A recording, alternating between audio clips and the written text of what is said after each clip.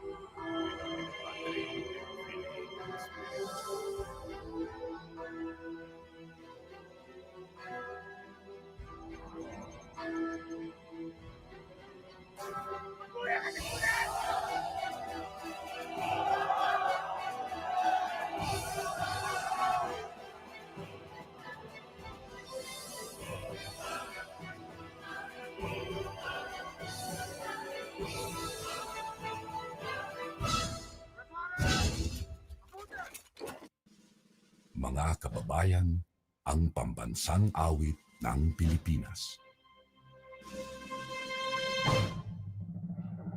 Kayang magiliw, pero sa sinakanan, alam ng puso, sa dikit mo'y bukay. Lupang hinirang, kuya ka ng magiting, sa manlulupin, di ka pasisikin, sa nagataputok sa simoy at sa langit ng pagaw, ay hinatang tula, kawin sa pagkayang minamahal, ang isang ng patawad mo'y tagumpay na nag-iindig, ang pituwin at araw niya kailan pang ay magdidinig. Lumang ang araw ng waragit pagsinta, mo'y langit sa piling mo. Ang hindi kaya na ay mga api, ang mamatay ng dahil sa'yo.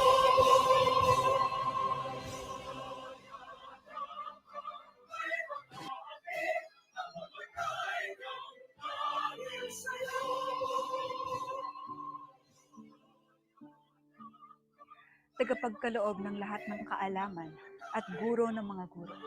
Bigyan po ninyo ng pagkalinga ang aming mga guro. Biyayaan ninyo sila ng kahandaang hinangin ng aming murang isipan at huwag magsawa pag di makahabol. Pagpalain nawa ang kanilang mga pusong nagdiriwang sa tuwing kami nagwawagi at nag-aalo sa tuwing kami nadadali. Pagkalooban ninyo sila ng mahinahong pagtitiyaga, sapagkat ang landas ng kaalaman ay hindi madali. Paglingasin ninyo sa kanila ang maapoy na diwang nagpapaliyab sa kagustuhan namin. Ang landas ng kaalaman ay Tulungan niyo silang makita ang galing sa bawat mag-aaral. Wala sa marka ang halaga, kundi sa pananalig nila. Ikintal ninyo sa kanila ang walang pagkauhaw sa karunungan. Ang bagong kaalaman at karanasan ay di dapat katakutan. turuan po ninyo silang masiglang abutin ang alapaap, kasinsigla at kasintayog ng sarili naming pangarap. Turuan po ninyo Pagpalain po ninyo masiglang abutin ang mga gurong nauna sa amin. alapaap, Ang nagawa nila kasinsigla ay napapakinabangan kami. kasintayog ng sarili naming pangarap. Tanglawan po ng iyong mabuting halimbawa ang kaguruan upang makapagtayo sila sa pamamagitan ng kanilang pangungusap. Upang makapagmahal sila sa pamamagitan ng kanilang isipan. Upang makapagbahagi sila sa pamamagitan ng kanilang puso. Siya nawa. Upang makapagmahal sila sa pamamagitan ng kanilang isipan. Upang makapagbahagi sila sa pamamagitan.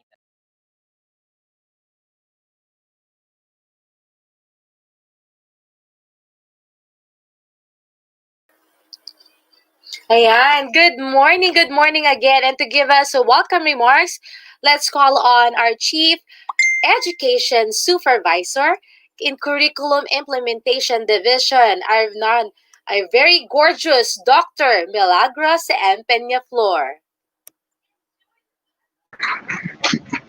Hello, good morning. Pasensya na po, kadarating dito sa office. Off ko lang to. Ayan. Okay. So, maganda araw po sa inyong lahat. Kumusta na po ang lahat? Alam ko, parang patong-patong, no, yung ating mga webinars ngayon. At marami akong nababasang mga comments. So, pasensya na po kayo. Kahapon nga, ang sabi ko doon sa isang webinar, tayo po sa Curriculum Implementation Division at sa ating opisina, sa Schools Division Office of Bataan, inaayos po natin lahat yung mga trainings natin. No? So, ayaw po natin na magpapatong-patong parehong participants yung mga trainings po ng ating mga education program supervisors. But then, hindi po natin kontrolado yung mga ibinababa naman ng mga region tsaka ng central office. Kaya po yung bawat kasing unit at tsaka division, meron silang kanya-kanyang key result areas, hindi po ba? May kanya-kanya silang objectives as well as programs and projects. So, definitely, meron silang mga upskilling and reskilling, katulad din po natin. Kaya nga ako, halos 50% na po yung nakat ko mga trainings, no, sa SDO-Bataan under ng Curriculum Implementation Division. So kung ano man po yung mga ibinababa ng ating mga education program supervisors, mostly po yan ay nanggagaling ng central office at saka ng regional office. At alam ko po, napakadaming mga activities, no, yung ginanap natin itong nakaraan. At basta tandaan nyo lamang po na ang lahat ng mga pa-trainings po natin related dito sa ating learning delivery modality na pinipili po natin para in order to continue the teaching learning delivery sa atin po mga bata. Kaya po inaasahan po natin, no? Although medyo napapagod na po kayo at kailangan mag-prepare na po tayo sa school opening. And this is also one way of preparing for the delivery of instruction this school opening October 5. No? Sabi nga po ng ating dear secretary, it should be a victorious opening come October 5 since napakatagal ng panahon, no, na tayo po ay naghanda. Tapos meron pa tayong yung LDM2, no, ng ating mga instruction stream. Kaya po patong-patong yung ating mga trabaho. Pero tayo po, we are positive, no? We are positive that all these trainings, all this upskilling will lead to a more prosperous school opening come October 5. So, pasensya na po kayo at napakarami po natin talagang mga nagkataon, no, mga activities po na kinasasangkutan, no, ng ating mga teachers, ng ating mga school heads, kasama po ang ating mga non-teaching personnel. Ako po ay personal na humihingi ng paumanhin po sa inyo kung meron man pong mga nababasa ko po kasi yung mga comment ninyo sa Facebook. At wag po kayong mag-alala, iniintindi po natin ang lahat ng kalagayan ninyo. At ang lahat po ng assistance na pwede po namin maibigay sa inyo ay ibibigay po namin. So, yun lang po.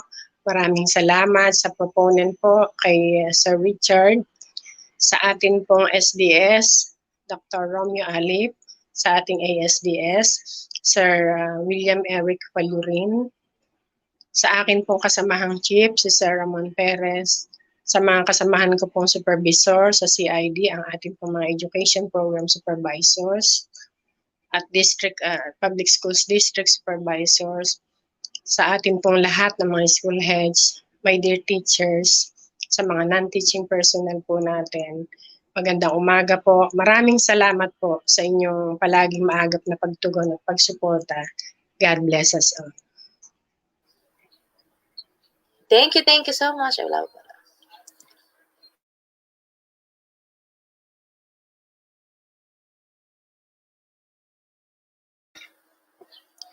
Thank you so much, ma'am, for encouragement po para po matapos namin ang webinar na ito. So yan, binigyan na po tayo ng warm welcome ni Ma'am Milagros Peñaflor. So now, let's proceed to our next message. So sino po kaya ang magme-message sa atin? So magme-message po natin, magme-message sa atin for this morning. She is an education program manager from Microsoft Philippines. She is none other than Miss Grace Ko.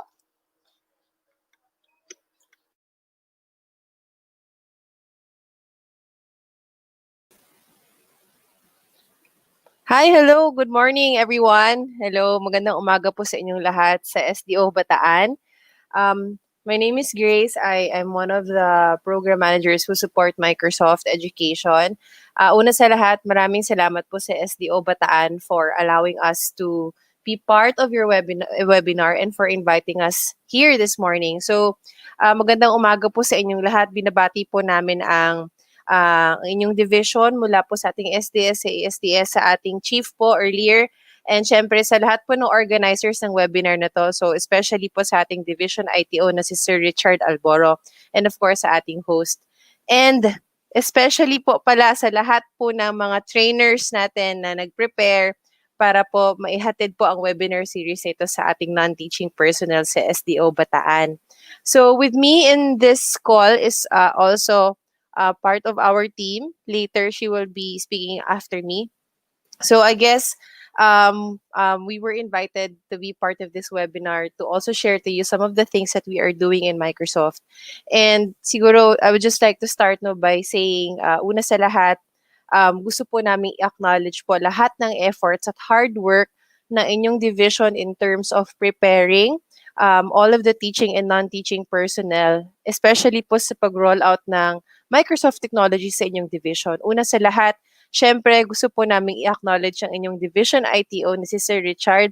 And syempre sa lahat po ng tumulong para po maibaba po ng maayos ang access po ng bawat teacher at non-teaching personnel sa SDO nyo in terms of Microsoft 365. So, hindi naman po lingid sa kaalaman ng lahat, no?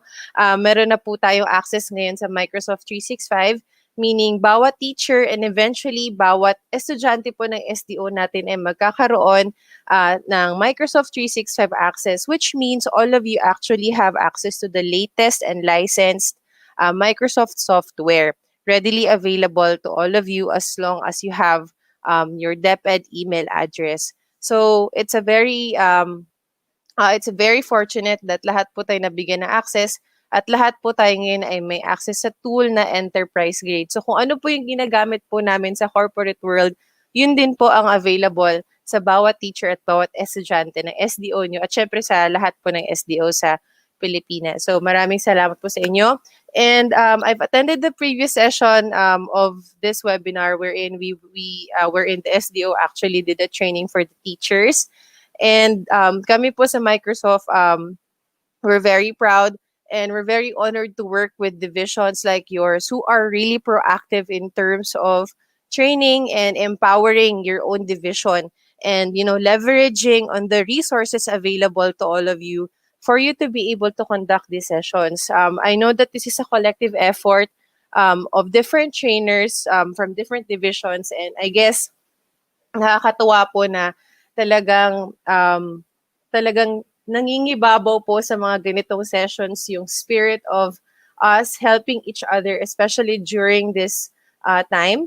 And I think yun po yung isa sa mga pinaka-testament on how willing are we to share what we know, just so that we are able to help each and everyone, especially during this time na parang nakakalito, ang daming nangyari, ang daming webinars, ang daming availability ng tools, but despite of our busy schedule, we are still able to find time for us to extend and share what we know. So later po, ang trainers po natin ay part din po ng community po namin sa Microsoft. They are our Microsoft Education Ambassadors.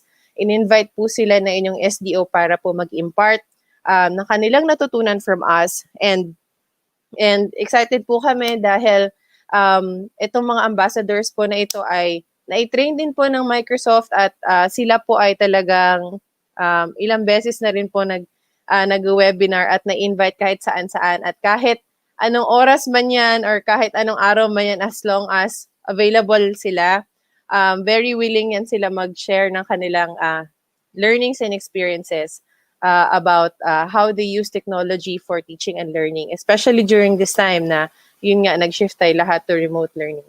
So, siguro, I'd just like to share to all of you na at Microsoft, we have a lot of resources that you can actually take advantage of, and most of them are readily available and readily available for you as long as meron po kayong access sa device, at kung meron po kayo access sa internet, meron po tayong libreng website wherein you can access a lot of trainings and resources and tools. So, yun po ay sa education.microsoft.com. So, abangan nyo po later dahil i-discuss din po yan ng ating ambassadors. At lahat po kayo ay, you all have an opportunity to learn something new, and, learn some tips and tricks for you to be able to navigate into this new way of teaching and learning. So, yun lang po from me. Again, huge shout out po sa inyo SDO. Maraming salamat po for what you do. And inaabangan po namin lagi kung ano ang movement at kung ano po yung mga innovations na nangyari sa inyong SDO. So, excited po kami to hear more about your efforts, and siguro good luck po sa opening ng classes this coming October 5.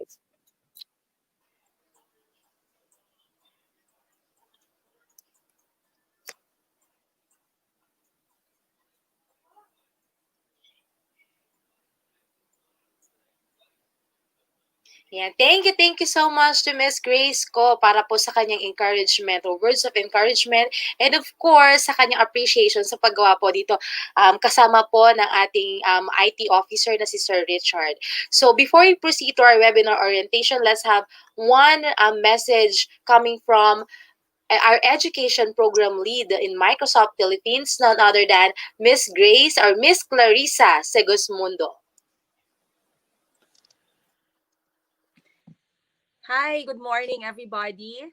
Welcome to this training that's organized by SDO-Bataan. Maraming salamat first to Sir Richard for inviting us to be part of this, and to share, a simple message to all the participants. We remain grateful to you because you continue to rise above the challenge and attend trainings, no matter how busy your schedule is, because you see the value of learning more and adopting more skills to be able to address whatever it is that's being required in today's challenging times. Sa Microsoft po, we remain your partner when it comes to uplifting the quality of education in the Philippines and addressing the needs of our learners and teachers today. We continue to support DepEd pagdating po sa K-12 curriculum reform ninyo, teacher upskilling and reskilling, infrastructure improvement, and definitely and most importantly, the delivery of basic education for all. Patuloy po kaming gumagawa ng programa na karapat-dapat para sa mga teachers at sa mga estudyante.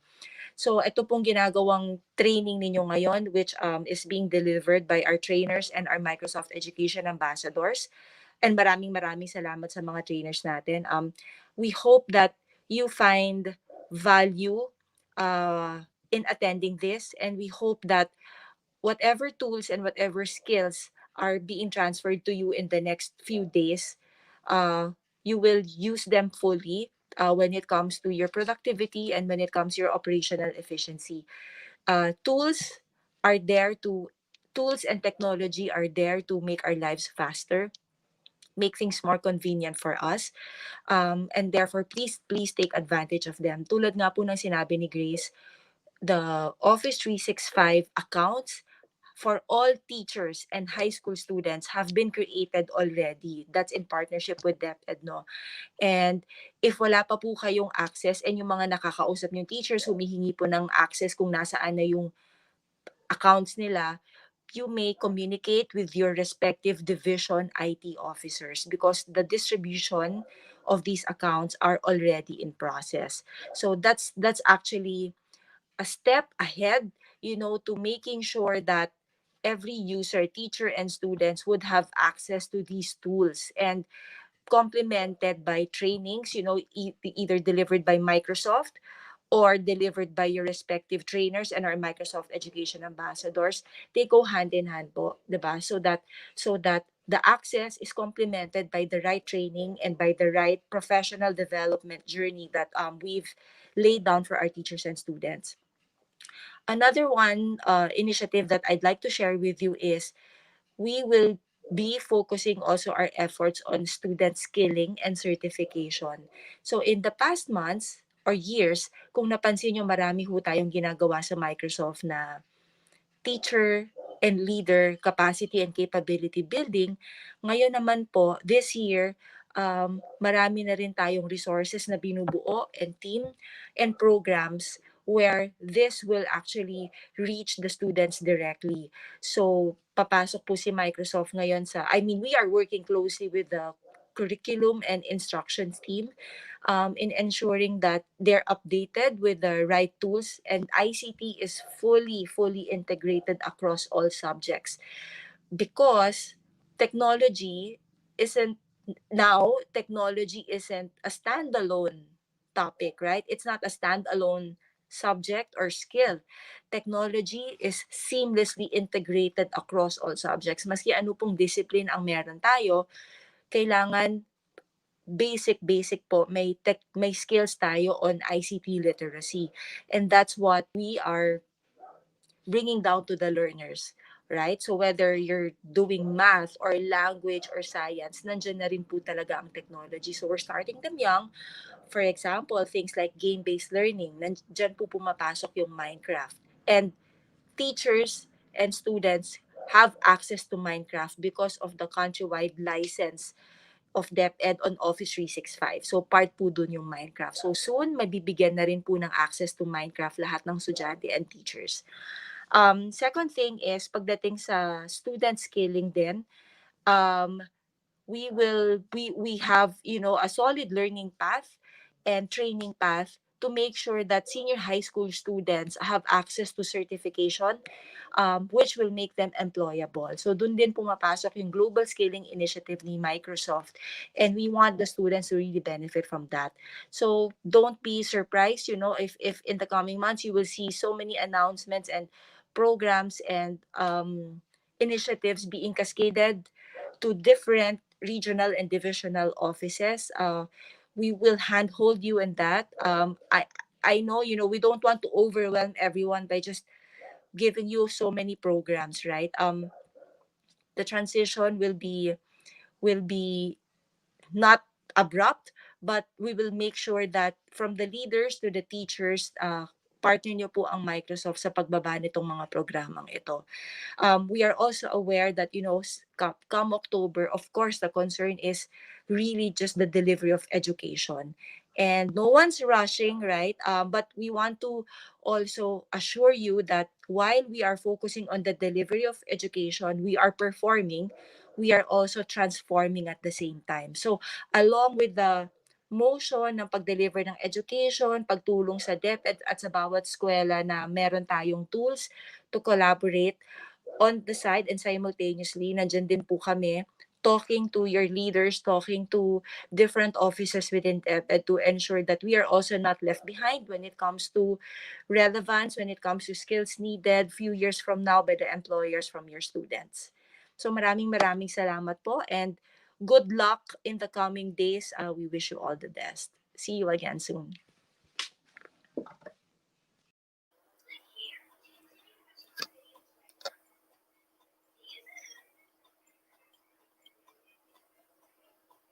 Thank you so much, Ma'am Clarissa, and of course, Ma'am Grace, para po sa message nyo. It's a privilege po to be a part of this Microsoft O365 and sa support na binibigay nyo sa amin. So, super overwhelmed po talaga kami and gagawin po namin ang lahat para po masuportahan at masuportahan po ang ating mga estudyante. And that's it. So, let's move on to our webinar orientation with our Information Technology Officer, Mr. Richard Alboro.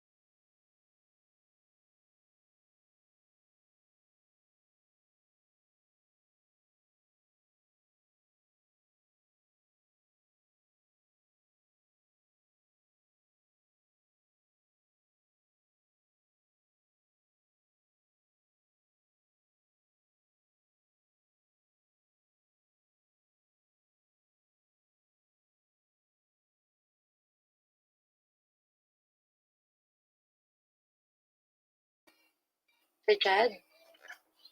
Sir Chad, hello po. Wala po ata kayong audio, ma'am. Ay, sir. Hello po, sir. Ay, sorry. Opo. Once again, good morning po sa lahat. So, especially po kay Miss Isang and Miss Grace na nandito po. Sila po yung nag-grace sa ating event. So, our SDS, Sir Romeo Alip, to our ASDS, Sir William Eric Fallorin, and our CID Chief, Ma'am Mila Peña Flor, and Sir Ramon Perez. Hindi, nakamute pala audio ko, sorry. So, sabi ko nga natin, to come in early, and we are very thankful na naging maaga po kayo dumating before we start the live stream. To be present, physically, spiritually, lahat po ng aspect natin, no? To find a quiet place din po para po makapakinig po tayo actively. So we can use our FB or YT comments to ask questions kung meron po kayong comments, just like po ng mga nakakaraan nating webinars. If yung mga inputs natin medyo nahihirapan tayong makasunod, no? And for the quality purpose of our webinar, this event is always be recorded. Yan po.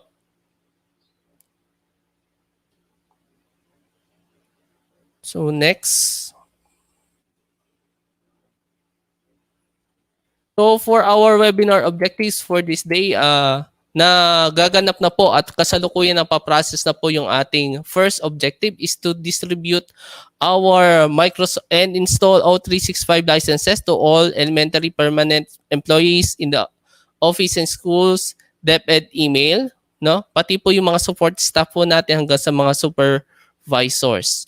And capacitate teachers and employees on the components of Microsoft Office 365 para po ma-maximize po natin yung ating subscription licenses. Sabi nga po, ito po ay libreng ibinahagi sa atin ng DepEd through the Microsoft Philippines. Kaya po, sulitin po natin and maximize po yung ating licenses.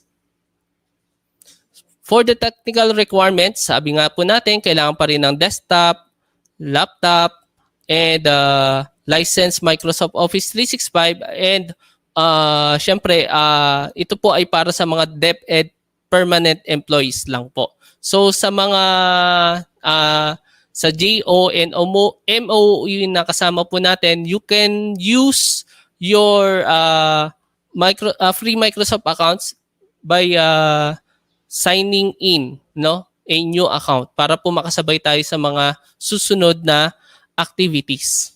So we also require the Microsoft Teams para sa collaboration and the working webcam and microphone para po doon sa ating susunod mga topic about Microsoft Teams. Ito yung ating online collaboration, online meeting. Wi-Fi enabled smartphones for Microsoft Office 365 mobile application as long na meron tayong license and Microsoft account. And stable internet connection, at least 5 Mbps na bandwidth para po doon sa makasabay po tayo sa ating webinar on live. Pero dahil nga po ito ay recorded, pwede naman tayong mag-asynchronous. Pwede nating i-review, i-replay yung ating live event today. For the activities on the day 1, September 22, meron po tayong overview ng ating Microsoft Office 365. Ano nga ba ang meron sa ating subscription license na ibinahagi from the DepEd through Microsoft Philippines, no? The second one is the Microsoft Educator Community. And we will invite you para po mag-join dyan mamaya. Papalawanag ng ating resources speakers as well at sila po yung mga pinagmamalaki nating Microsoft Education Ambassadors. The Microsoft Office 365 Account Recovery and Microsoft OneDrive and Flipgrid. For the day 2, ito po ay Microsoft Outlook, Microsoft Teams Part 1 and Part 2 dahil mahaba-haba po yan, and OneNote. For the day 3,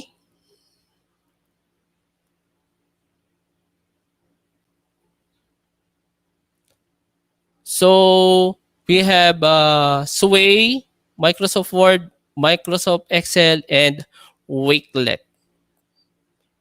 And for the last days, sa September 25, PowerPoint, Microsoft Forms, SharePoint, and Kahoot.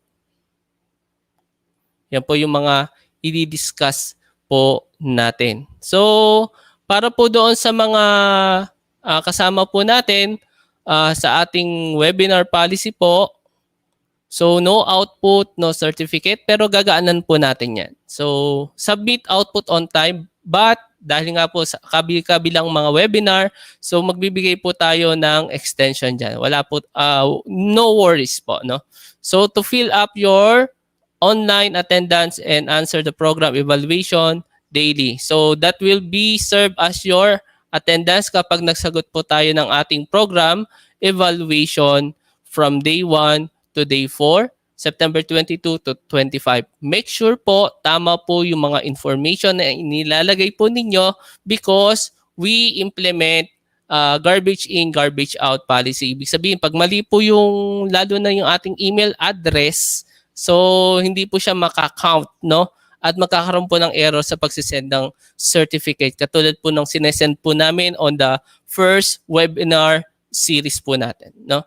So wag po din natin kakalimutan kapag kayo ay nagdo-document, so nagse-selfie, yan, at ipopost nyo sa ating official Facebook page and group. So hashtag SDO-Bataan New Normal, hashtag online offline ready, and hashtag O365 Bataan. Yan po yung ating gagamitin. So with that, thank you and good morning po sa lahat.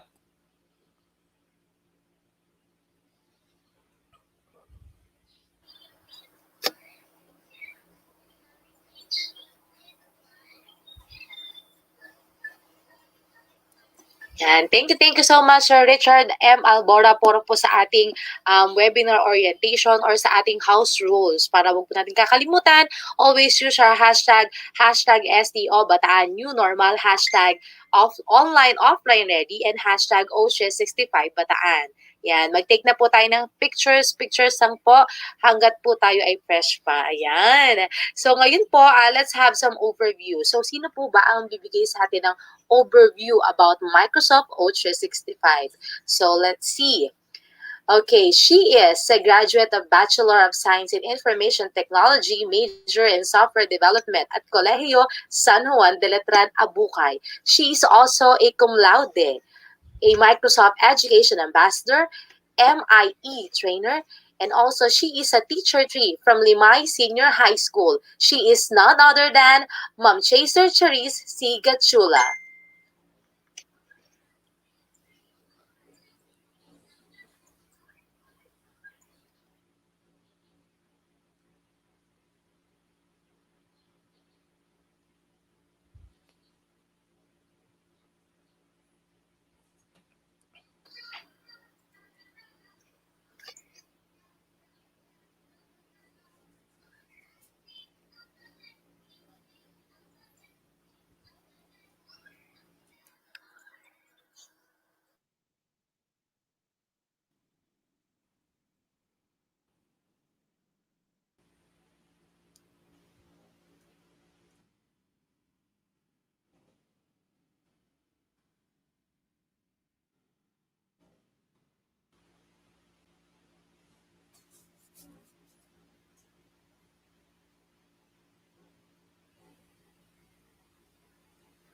Ayan, habang hinihintay po si Ma'am Charis, yan, magandang si Ma'am Charis. Ang ganda kasi talaga ni Ma'am Charis, di ba? Hindi po ako yun si Ma'am Charis na isa, yung mag-overview. Ayan, shoutout po muna tayo. Shoutout po sa Kabkabin Elementary School, headed by our principal, Ma'am Eileen. Hello po, Ma'am Eileen. And of course, our assistant principal, Ma'am Marisol Walde. Hello po. Ayan, of course, my ninang, Ma'am Marjorie Palomo. Hello po. Ang ang principal po dito sa Alion Elementary, Ma'am Aya, hello po. And sa lahat po ng principal all over the Bataan, hello po, ayan. So, sino po ang gusto magpa-shoutout? Comment lang po ang gusto magpa-shoutout. Good morning from JEAGMHS Senior High School. Hello, good morning po. From Ma'am Miriam Gervasio. Hello po. Blessed morning po from Shirley Baez Mendoza. Good morning, good morning. Ready na po ba tayo? Ayan. Good morning po from Ma'am Annalisa Manalansan. Magandang buhay, everyone. Ayan. Sino pa po gusto magpa-shoutout? Ayan, shoutout po. Good morning, watching from Mabatang National High School. Magandang buhay po sa inyong lahat. Yan. Good morning to all watching from ONHS Parang-Parang. Mabuhay po sa inyong lahat. Ayan. Sino pa po? Ayan. Shoutout po sa lahat ng mga taga-Orani District from Sir Jonix of Tala ES. Ayan. One more shoutout pa po hanggat di pa po nagkakaroon lang po ng technical difficulty si Ma'am Charisse or Chaser Charisse. Yan. Comment na po. Good morning from Ma'am Henny Z, Grace Nival. Good morning. Shoutout po sa Kanawan Integrated School po Division of Morong. Hello po. And of course to Ma'am Camille Domingo and Ma'am PB. Hello po. Good morning. And shoutout po. Ayan. Sino pa pong papashoutout? Good morning po. Ayan, to all the teachers from Lamao National High School Department Heads at sa magandang principal namin na si Ma'am Marijoy Mendoza at ASP Ann Marie. And yan, dyan po ako, high school sa Lamao National High School. Hello po sa mga teachers ko dati. Yan, magandang buhay po, mabuting tao from Mariveles National High School. Hello po. Shoutout po sa Limay District Heads. Good morning, good morning. Ayan. Tingnan pa natin. Magandang buhay. Good morning from Bagak. Shoutout po sa Limay District. Nasabi na po. Another shoutout. Shoutout po sa lahat ng staff ng Lamao National High School. Ma'am Ana, Ma'am Tess, and Sir Jowo. Hello po, Ma'am Lay Carag. Hello po, Ma'am. Shoutout po sa Abukay District Administrators and to Dr. Ruel Lingad from Ma'am Ana Lisa. Hello po sa mga taga-Orani National High School, ma'am. Maine. Okay. Are we okay na po ba? Ready na po? Okay po. So, mag-proceed na po tayo sa overview ng Microsoft Office 365.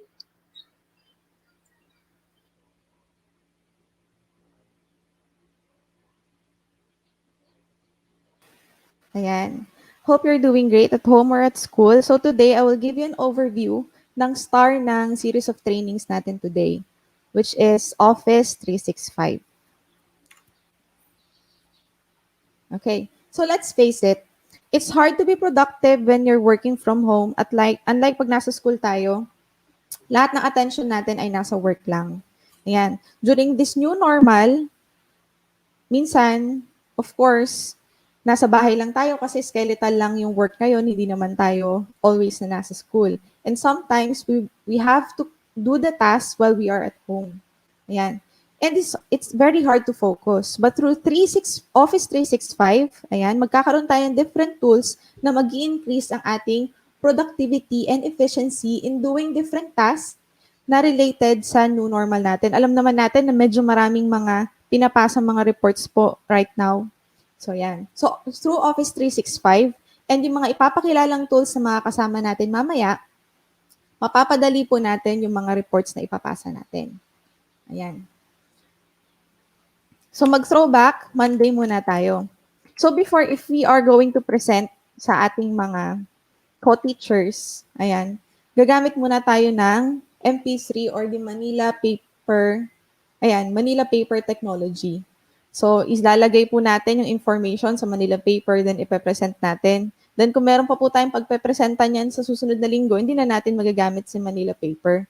Pero right now, we are using different technology like PowerPoint presentations, and VR.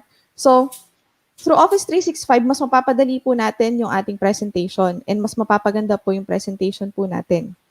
Later, papakita din ng mga kasama namin kung ano pa ba ang meron maliban sa usual na alam natin na PowerPoint. Okay. So, through Office 365, ayan, ma-achieve po natin si work-life balance. Ayan. So before, pag nagtatrabaho tayo, kasi masyadong maraming oras yung nagugugol natin for reports, hanggang pag-uwi natin ng bahay, dala pa rin natin yung ating trabaho. Ayan. So pati yung trabaho natin, kinakain na yung oras natin for our family sa bahay. Or ganun din ngayon, katulad nga sa new normal, usually nagtatrabaho tayo at home. Ayan, hanggang gabi nagwo-work tayo, hanggang gabi nagagawa tayo ng reports. Pero dahil nga ma-i-increase ng Office 365 ang ating productivity and efficiency, malilesen na yung time na ginugugol natin for reports. Ayan, so wag nating ma-miss dapat yung mga susunod pang trainings natin kasi talagang matutulungan tayo nito for our reports na kailangan ngayong pandemic.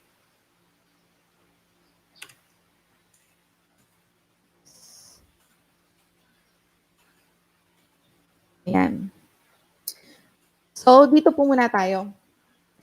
Ito po yung periodic table of Office 365. Here are the tools na ipapakilala namin sa inyo. Pero hindi naman lahat po yan. Yung mga talagang magagamit nyo lang for report creation, presentation, imi-meeting po natin yung mga co-teachers po natin. So, yun po yung mga matututunan natin today. So, medyo marami po yan, pero mag-focus po tayo sa talagang magagamit po natin. Ayan. So, Office 365 is always up to date. So, gone were the days na sasabihin pa natin sa co-teachers natin, uy, pwede bang palagay ng office kasi hindi na ako makapagawa ng document, nakalagay sa Word ko. Hindi na magamit kasi activation failed na. Ayan.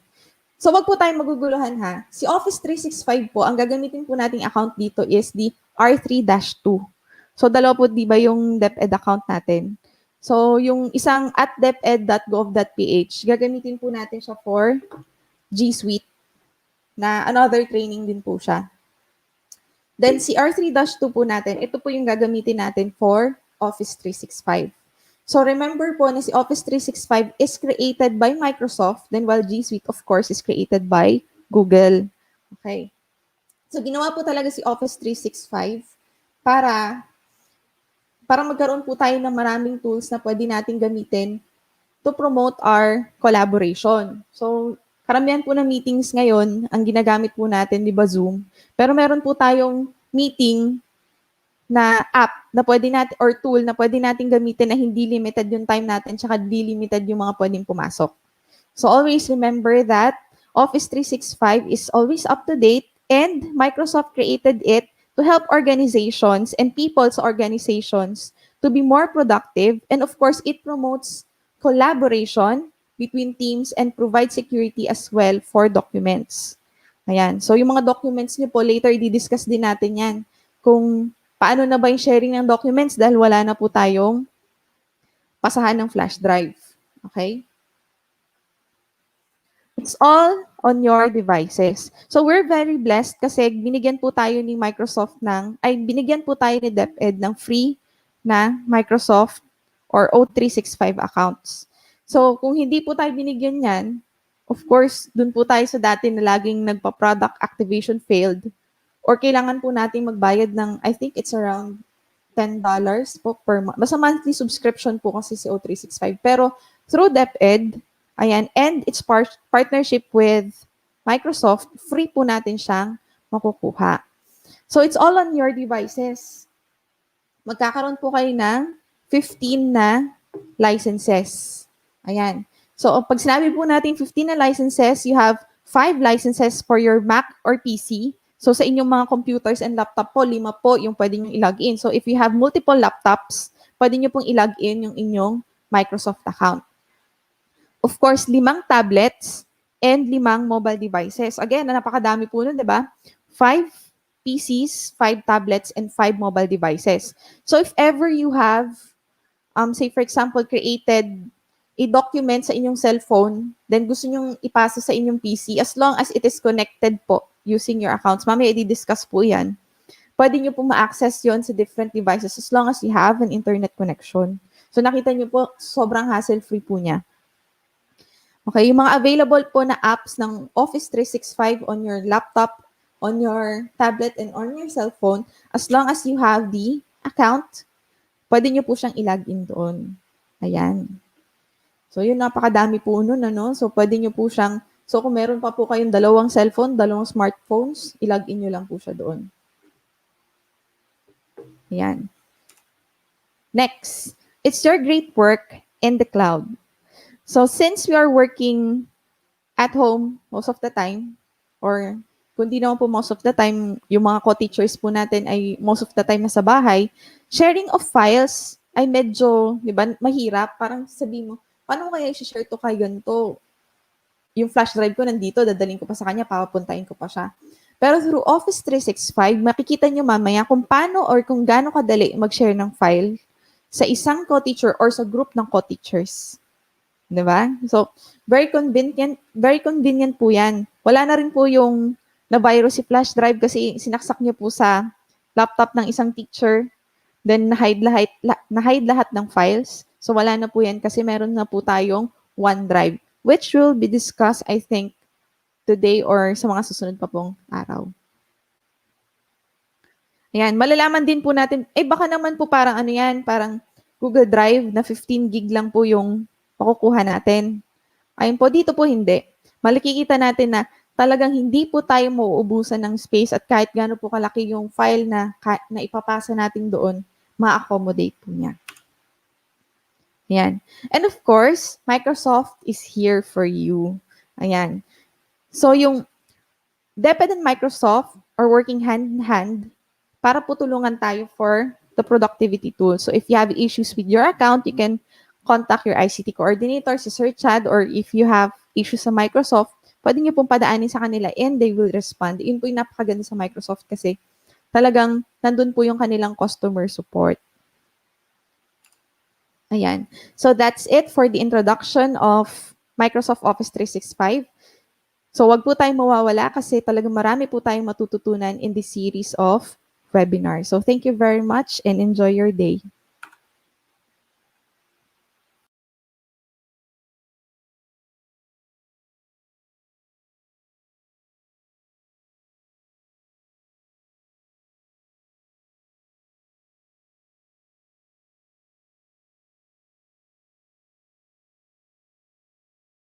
Yan. Thank you so much, Ma'am Sir Charis Gatchula sa inyong overview. So, very comprehensive overview po. So, parang pinakita na ni Ma'am yung buong pag-uusapan natin this whole week. So, yan again. Once again, thank you so much, Ma'am Charis or Sir Charis Gatchula. So, now let's move on to our next speaker. So, sino po ba ang unang-una nating speaker this morning aside from Ma'am Charis? So, sino kaya siya? So, napakagandang topic po ng susunod natin na topic because it is all about the Microsoft Educator Community. So, our speaker for this, she is a school ICT coordinator at Lagro Elementary School all the way from SDO Quezon City. She is also a Microsoft Education Ambassador, a Microsoft Innovative Educator Trainer 2019 to 2020, a Microsoft Innovative Educator Master Trainer 2020 to 2021, a Microsoft Innovative Educator or Innovative Educator Expert 2020 to 2021. She is none other than Ma'am Geraldine L. Nonato.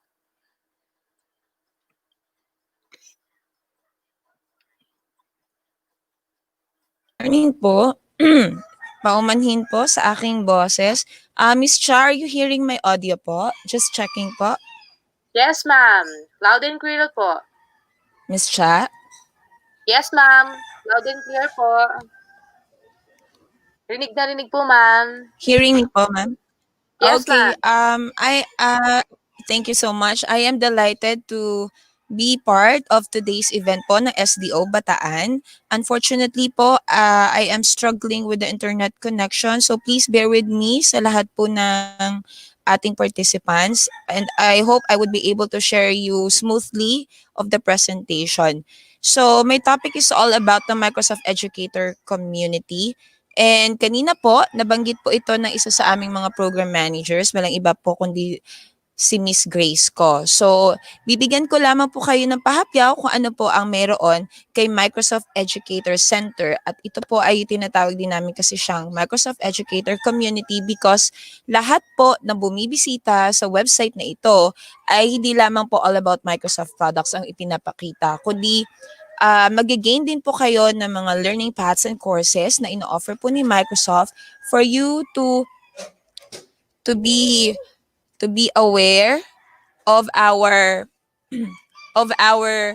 courses na pwede po makatulong sa ating professional development. So let me share you my screen.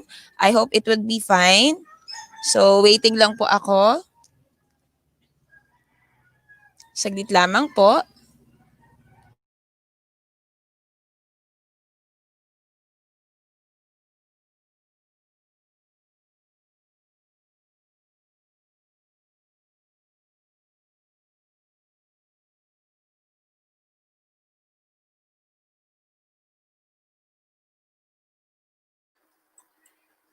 Ma'am Jet? Hayan. Yes po. I am actually presenting my screen. Hayan. So, paumanhin po just in case meron po kayong marinig na mga unnecessary background noise kasi ako po ay nasa labas ng bahay namin. So, let me deliver you the topic for today. Okay. So, heto po. Miss Char, you seeing my screen po? Yes, ma'am. Okay. So, let me start our topic for today. Okay, so paano po ba tayo magiging bahagi ng Microsoft Educator Center o yung alam natin ng Microsoft Educator Community? So, let me discuss to you a short background of what is Microsoft Educator Center.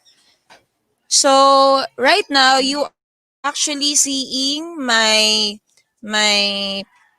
interface of the Microsoft Educator Center. So sa itaas po ay paumanhin po sa noise. Sa itaas po ay ang makikita nyo yung ating website, yung education.microsoft.com. So kapag tinype nyo po yan kay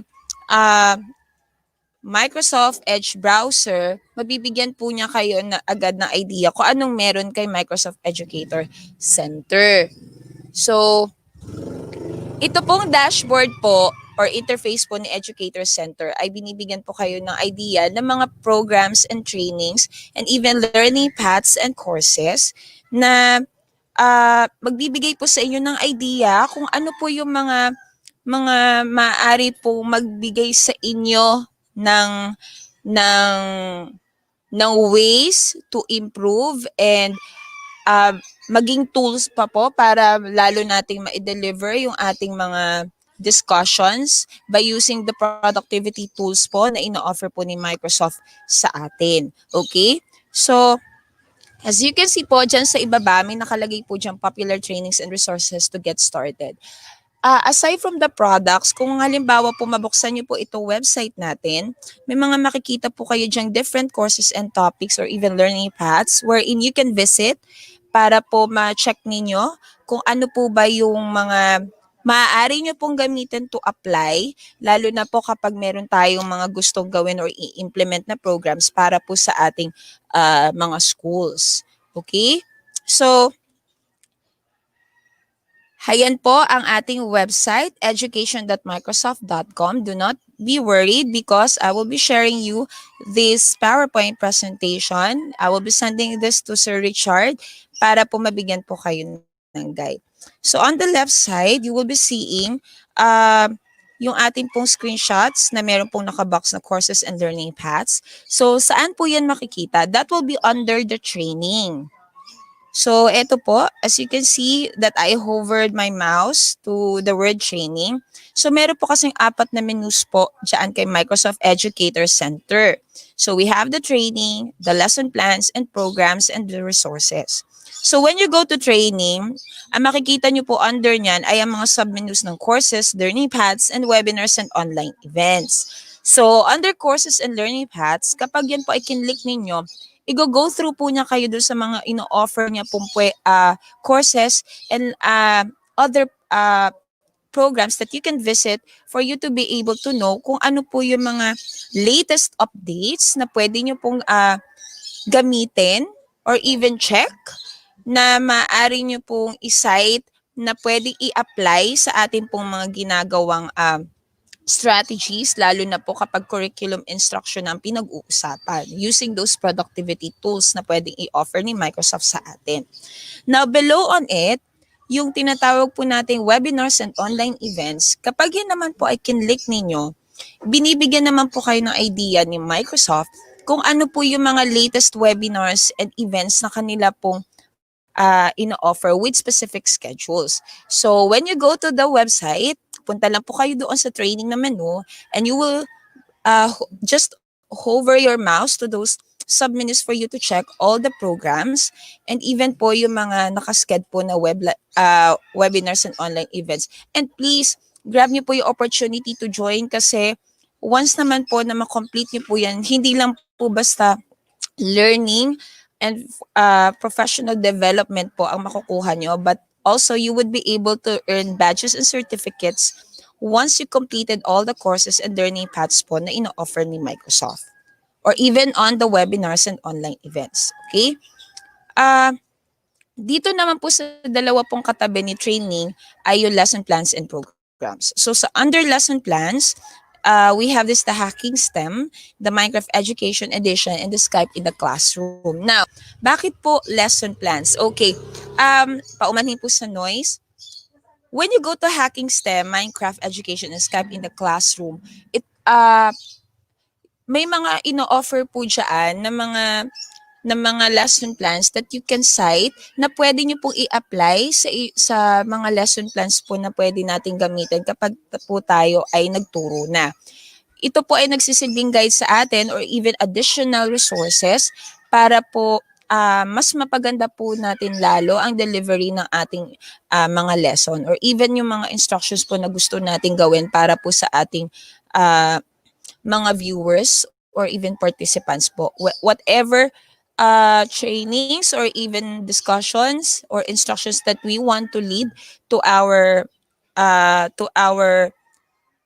specific po na mga participants natin on a certain discussion.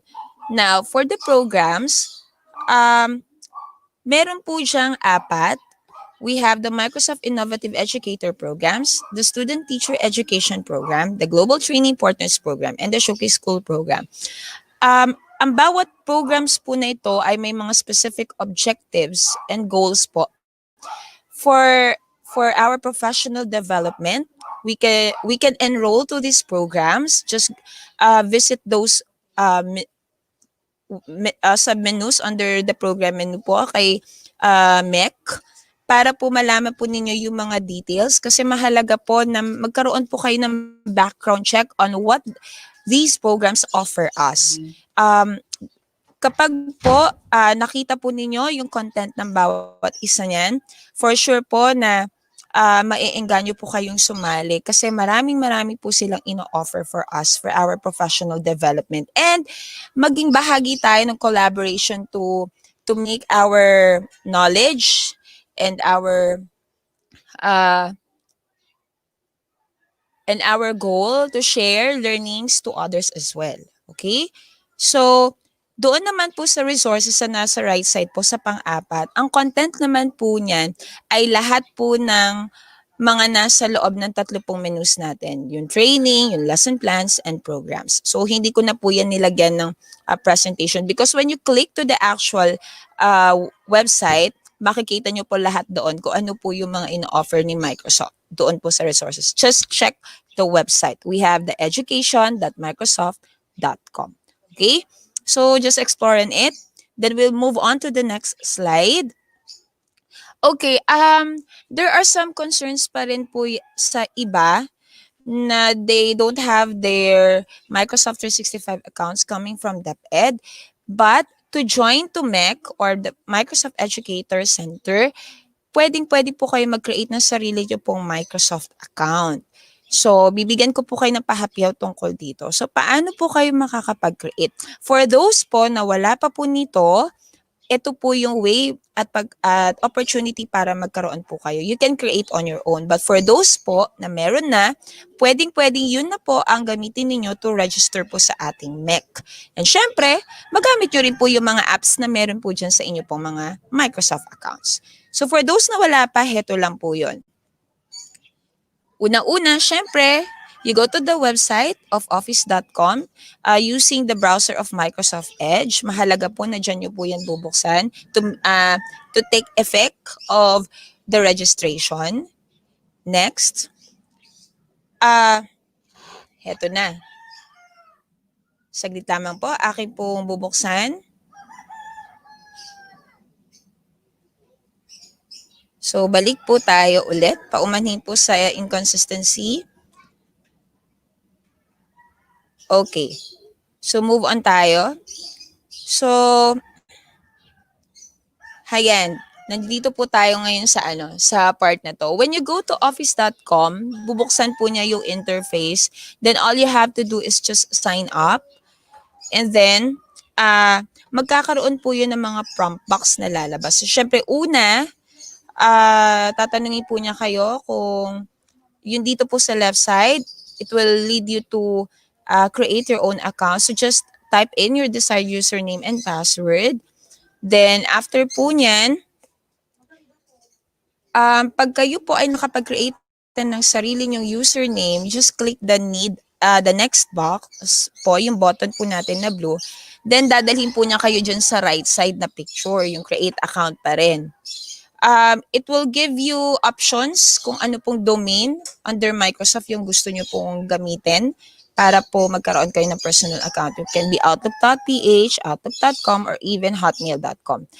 Pero ako po, I would prefer you to use the outlook.ph or outlook.com para po mas ma-enjoy nyo po yung laman niyan. Okay? So when after that, you proceed to the next button. Okay?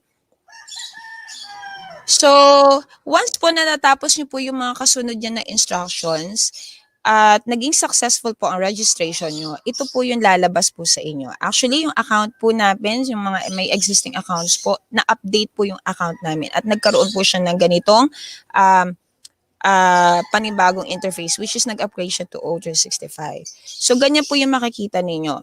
Let me remind you, everyone, to please, bago po kayo mag-register kay MEC, i-update nyo po yung inyo pong sariling account dyan pa lang sa Outlook account nyo. Dapat po, hanggat maaari, meron kayong profile picture and yung inyo pong mga pangalan, make sure na correct po ang spelling niya.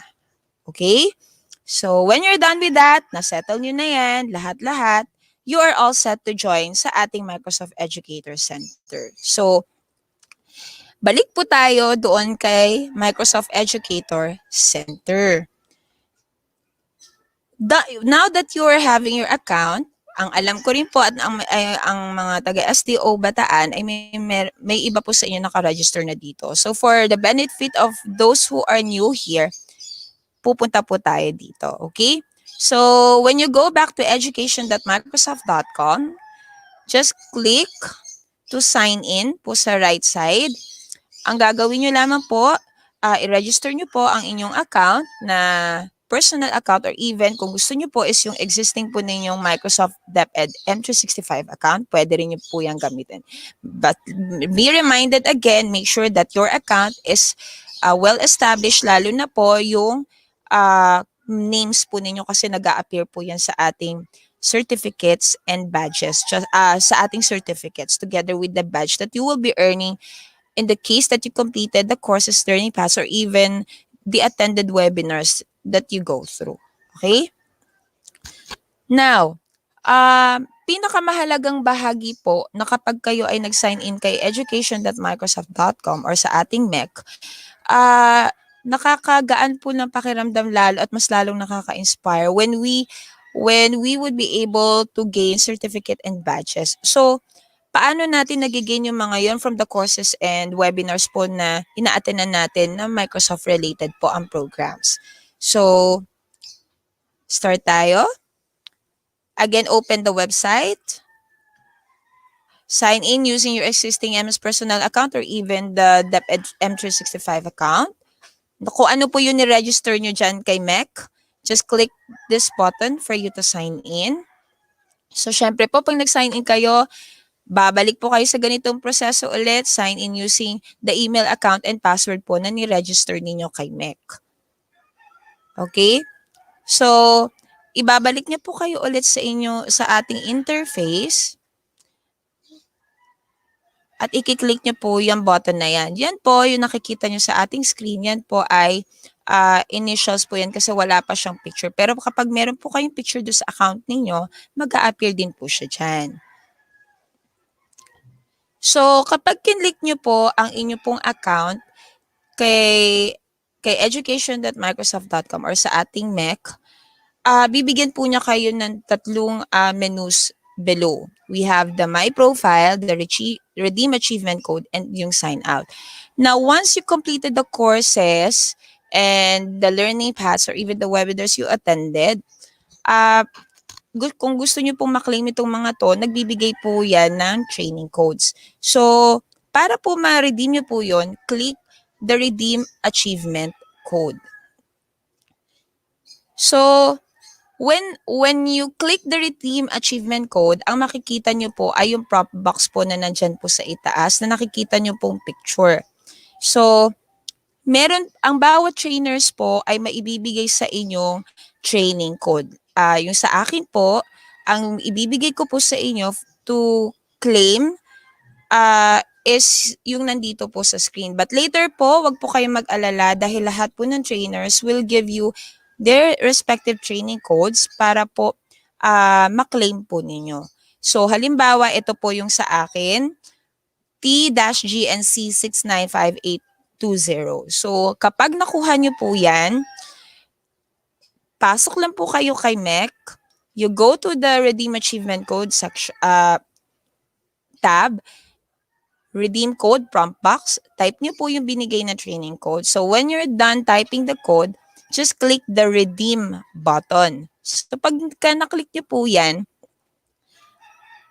magkakaroon po kayo ng badge and certificate. Now, with the related trainings that we have prior to this one, dun po sa mga magiging bago po sa Microsoft Educator Center, definitely makaka-receive po kayo ng badge and certificate. But for those who have existing accounts po already at related po yung inyo pong mga ina-attendan po na webinars, pumapasok po yun sa transcripts po natin. So, kapag pare-pareho po yun, as I have experienced already, wala po ako nakikita po na certificate and badge, but when I check my transcript, it's updated.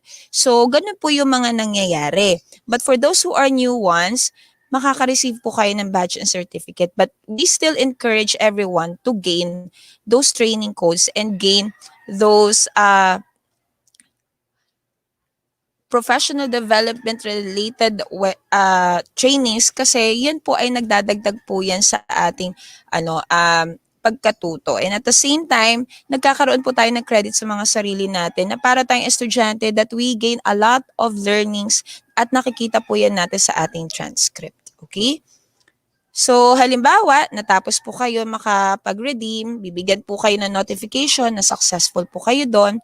And paano nyo po siya makikita? Makikita nyo po siya doon sa profile ninyo. So, balikan natin yung slide kanina. May my profile po tayo. Paano nyo po malalaman? Just go on to my profile. So, pag-click nyo po kay my profile, ganito po yung lalabas dyan na interface. Under your profile, ipapakita niya po doon yung mga na-complete nyo po na badges and certificates and even po yung mga courses and learning paths po na view ninyo sa ating Microsoft Educator Center. So, bibigyan niya po kayo lahat ng nag-gain nyo po na badges and certificates related to those. So, visit nyo lang po lahat ng ino-offer po ni Microsoft Educator Center. Okay? So, kapag halimbawa po, nag-gain nyo na po, na-visit nyo na po lahat ng courses and learning paths na ino-offer po ni Microsoft Educator Center, at nakapag-gain po kayo, na-redeem nyo po lahat ng codes, na-gain nyo yung certificate and badges, pwedeng-pwede nyo po yung i-save and i-download para meron po kayong personal copy. Okay? Diyan po sa inyo pong mga gadgets or even sa inyong mga computers. So, paano nyo naman po yun gagawin?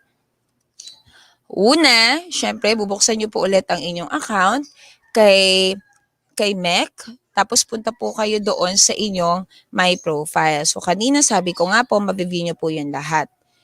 When you go there, puntahan nyo lang po yung desired nyo po na badge and training na naka-declare po doon, naka-describe po doon. Then when you go there, meron po siyang link po sa ibaba kung saan pwede nyo po siyang i-view. So kapag nagawa nyo po yun, you can view those. You can view the details and even the certificate. Minsan po, walang nakalagay na certificate, only the details. So, depende po yun. So, when you go there, buksan nyo lang po. It will lead you to view the certificate together with the badge you earned from a specific course that you completed or even the learning paths that you have visited. So, simple lang. Katulad po ng ginagawa natin madalas, always right-click. kahit saan po kayo mag-hover dyan sa screen ninyo, basta nakikita nyo po yung buong certificate ninyo. And of course, may lalabas po yan ng mga specific facilities like katulad po niyan sa akin po, lumabas dyan ay print, save as, share, or read aloud. Okay? So, kiklik nyo lang po yung save as. So, when you click save as, definitely may lalabas po doon na dialog box. Bibigyan niya po kayo ng specific po na file name. Then, may file type po doon. Usually po, pag ganito, PDF file po kaagad yan. So, pwedeng-pwede nyo na po kaagad yun i-download. When you click the PDF file, once you're done setting kung paano nyo po siya gustong i-save, click nyo lang po yung button na save. Okay? So, by the way, be reminded na dun po sa mga magiging nyo pong certificates, nakaspecify po dyan kung ano po yung course or learning path na inyo pong natapos. And of course, it includes also the date when you finished yung inyo pong tinarget na inattend ng course or learning path together with your name. Meron pong mga nagiging concerns minsan bakit po walang nag-a-appear na pangalan. Tulad po ng sabi ko kanina, always check that your enrolled account in MEC is set well. Lalo na po ang inyo pong mga pangalan. Specifically, the spellings. Okay? So, yan lamang po ang ma-share ko po sa inyo. Alam ko po na there are some na medyo nabilisan to our topic. But ito lamang po ang iiwan ko po sa lahat po ng aming mga viewers and participants po sa SDO Bataan webinar series na ito. Tatandaan po natin na ang Microsoft po ay nandito po para sa ating lahat, para bigyan po tayo ng mga innovative ways to improve not just for the professional development but rather to go with the goal to empower not just the educators but also our learners globally. Kahit sino po pwede nating i-share nito. And let's be collaborative with one another. I-share natin yung ating pong mga expertise din kasi the more the merrier nga po, di ba? So, again, visit Microsoft Educator Center, learn more, explore more, share it to others, and happy to be with you guys, and I hope marami po kayong matututunan and apply everything that you will be learning today until the next coming days para po mas lalo nating mapalawak yung ating objective na hindi lamang makatulong kundi sabay-sabay po tayong matuto. Okay? So maraming salamat po and have a great day. SDO Bataan. Miss Cha?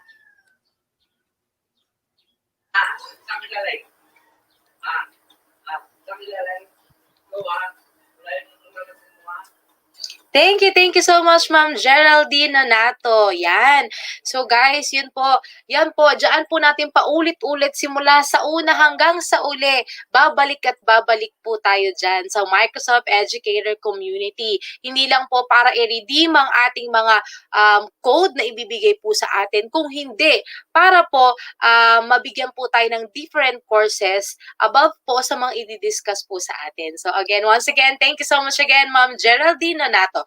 So before we start our 5 minutes break, let's have some shout out. Good morning again to our principal po ng A.G. Llamas Elementary School, Ma'am Marjorie Palomo, para po sa Cabcabin Elementary School, Ma'am Eileen Nunez, and of course our assistant principal, Ma'am Maricel Walde. And of course, we would like to say hello din po kay sa pinakamagandang PSDS ng Limay District. That is Ma'am El Madison. Good morning. So when we write back, we will learn more about the Microsoft O365. So just sit back, relax, and enjoy because we will learn as one. Goodbye and see you in 5 minutes.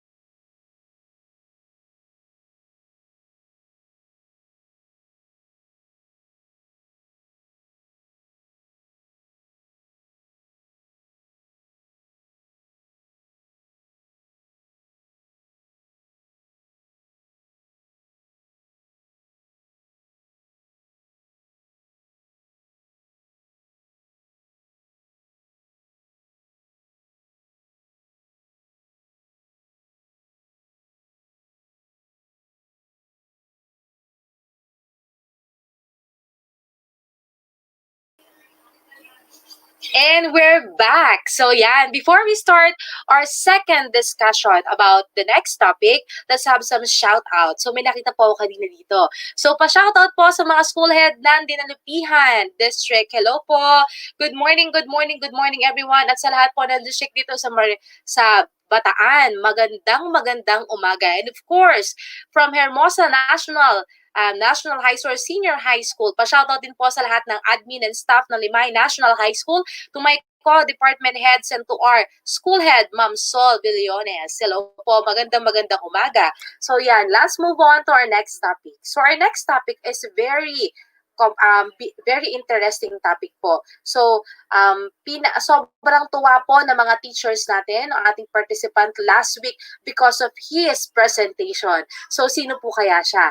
He is a Microsoft educator, a Microsoft ambassador. He is also a Master Teacher 1, all the way from Bonifacio Camacho National High School. He is none other than Sir Venancio Gloria.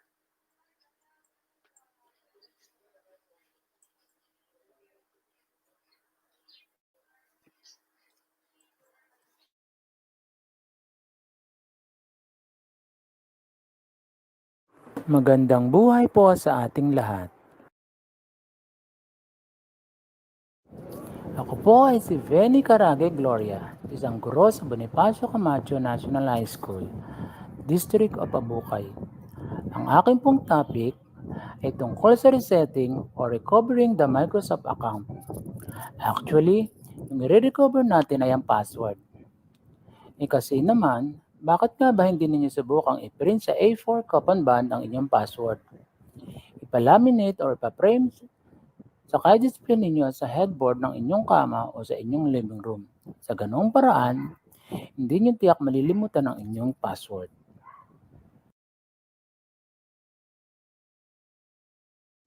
But before we begin, huwag po kayong malilito sa ating account. Kapag po sinabing DepEd email, yun po ay ang Google account natin na may domain name na @deped.gov.ph na ginagamit natin sa ating mga official transaction na may kinalaman sa ating department. At ito pong O365 account naman ay para sa ating Microsoft Office account na may domain name na r3-2.deped.gov.ph na may kinalaman naman sa ating paggawa ng file documents na kadalasan lang natin ginagamit ay ang Excel, Word, at PowerPoint. Pero may masigit pa po doon ang gamit nito, kaya nga po pag-aaralan natin sa buong linggo na ito. Malinaw na po ba sa inyo ang kaibahan ng dalawang account natin na ito? Una sa lahat, kayo na lang po yata ang huli. Siyempre, kailangan nating mag-open ng browser na mas kilala natin sa tawag na Google. Actually, ang Google Chrome na mas kilala sa tawag na Google ay isa lamang sa mga browsers. Marami pong mga browsers at pamilya lang tayo sa Google Chrome. Yung iba sa atin ay Mozilla Firefox ang kanilang internet browser.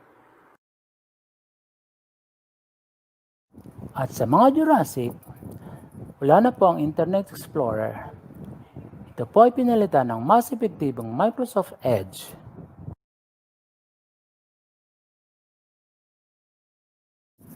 Sa mga nakakaangat sa buhay, ang gamit nila ay ang browser na Safari. Wala pong sa madre. Sorry po kayo.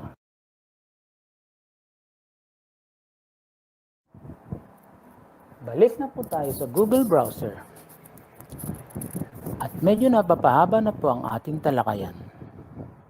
Ang malaga, mag-open kayo ng browser sa kung saan kayo mas komportable.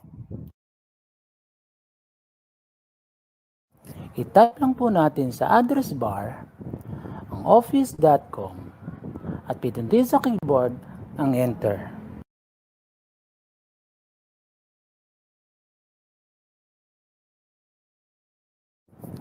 Dadalhin niyo po tayo sa kanyang paraiso. Ay, hindi nga po pala si Regine to. Kaya dadalhin tayo sa login page ng Microsoft Online. So, yan nga po ang Microsoft Online page. Nakikita niyo po ba ang nakasulat na email, phone, or Skype? Encode po natin dyan ang ating Microsoft Office 365 account. Tama po kayo, yung may @r3-2.deped.gov.ph. Yun po ang ating O365 account.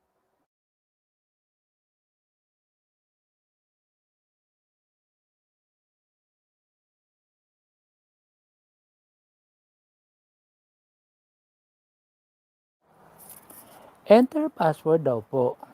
Pero kapag sa 2 beses ninyong pag-enter ng password at laging sinasabi na your account or password is incorrect, if you don't remember your password, reset it now. Tumigil na po kayo. At masasaktan ang damdamin ninyo kapag pinagpatuloy po ninyo. Sobrang sikreto nyo kasi, pati ang inyong sarili ay pinagdamutan ninyo ng password.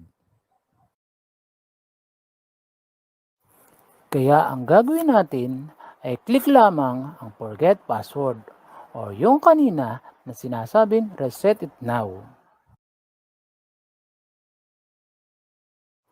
Ang sabi po diyan, to recover your account, begin by entering your user ID. Dito po yon nilalagay. And the characters in the picture, ito po yon, yung medyo magulo. Dito po natin siya ilalagay. Or an audio below.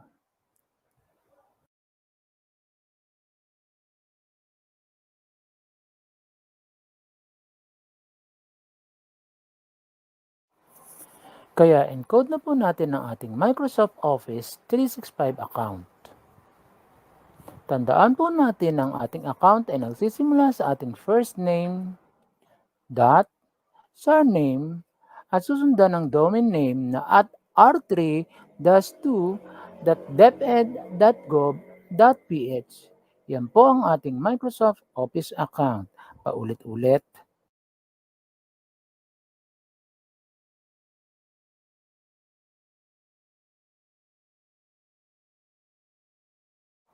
There are chances that the characters is medyo mahirap unawain.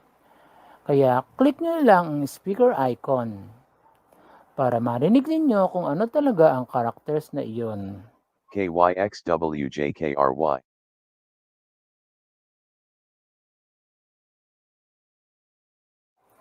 Hanggang hindi nyo po maintindihan ang mga characters, paulit-ulit nyo pong i-click ang speaker icon.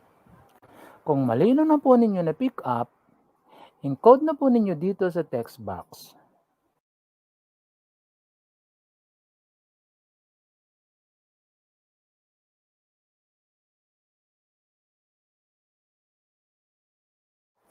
Then click the next button.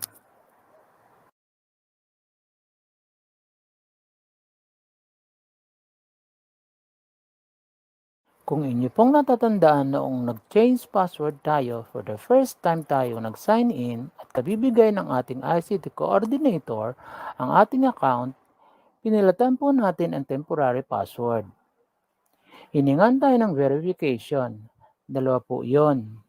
Kung yung 2 na yon ang nilagyan ninyong check, 2 ang options ninyo para ma-reset ang inyong password. First, pwedeng i-click nyo ang radio button ng email may alternate email.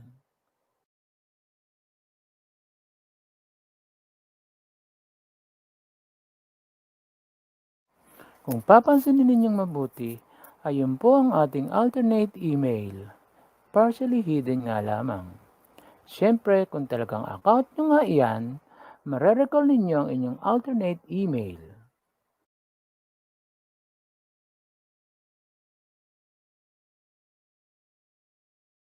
Kung natandaan nyo na nga ang inyong alternate email base sa clue na ibinigay, click na natin ang email button.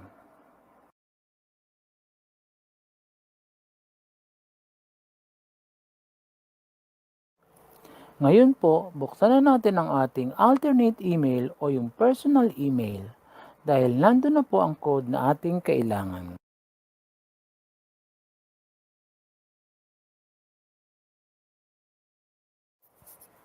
Hanapin na natin ang email ng MS Online Service Team at i-click para mabasa natin at makita kung ano yung code. Malay nyo, hindi pala code yun, kundi love letter.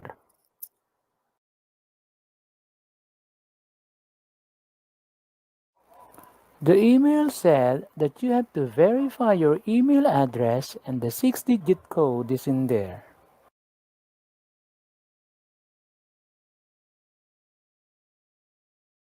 You can now copy the given code.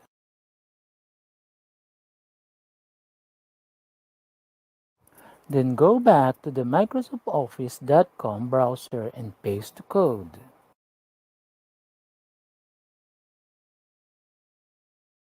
Hit the next button.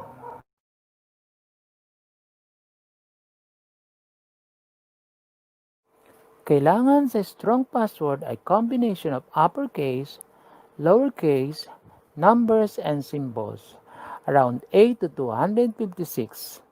Huwag nyo na po pakahabaan sa 256 at baka lalong hindi nyo matandaan. Sapat na po ang 8 characters. Hindi po tinatanggap ang username as password. Kaya huwag na ninyo pagpilitan na subukang gamiting password ang inyong username. Baka masaktan lamang po ang inyong damdamin. Mahalagang bago ninyo ilagay ang inyong new password, i-type po muna ninyo ito sa MS Word or sa Notepad, then copy and paste na lamang ito para sigurado kayong tama ang bago ninyong password.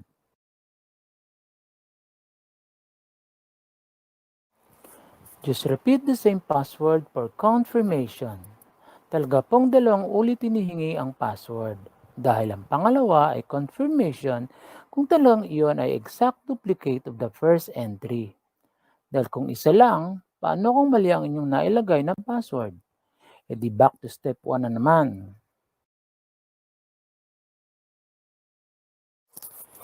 Kapag wala pong naging problema at naging mabait naman sa inyo ang kapalaran, click na po ninyo ang Finish button.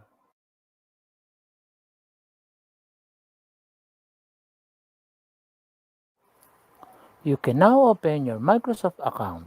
Just click here to sign in with your new password. Doon lang tayo sa click here at huwag na kayo magbukas ng new tab or new browser. Oras na i-click ninyo ang click here, kusa na bang magbubukas para sa new browser. You can now enter your freshly made password and then click the sign in button.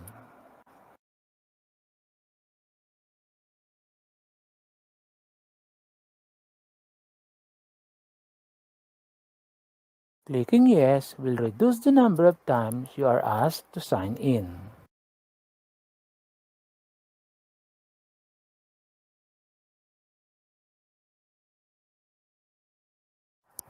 Pasok sa banga. Ayan na po. Pasok na kayo sa inyong Microsoft account. Kung yung pangalawang option naman ang pipiliin ninyo na answer may security questions, kailangan sagutin ninyo ang 3 sa 5 tanong na inilagay ninyo noong una pa lamang.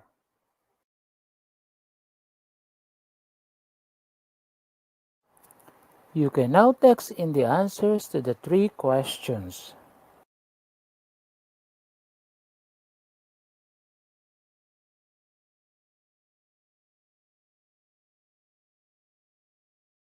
Then the systems will ask you to enter the new password and re-enter the identical password to confirm the new password.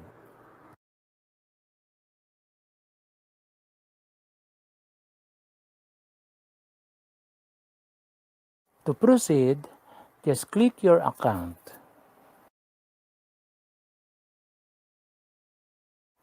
On the right pane, click My Account.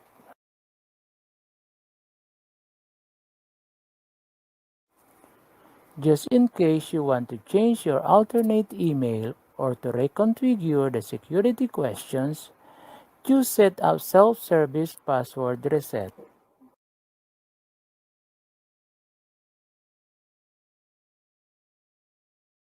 From there on, just click the Change button.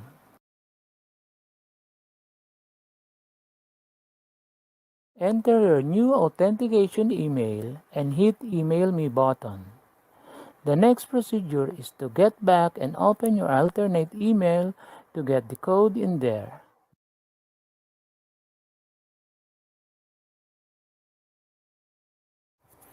And if you wish to reconfigure your security questions, just click the Change button. Click the Select a New Question and write your new answer in the text box.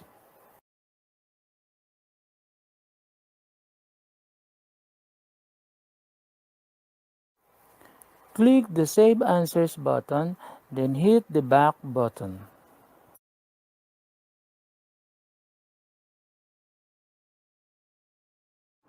Then click the Sign Out if you were done.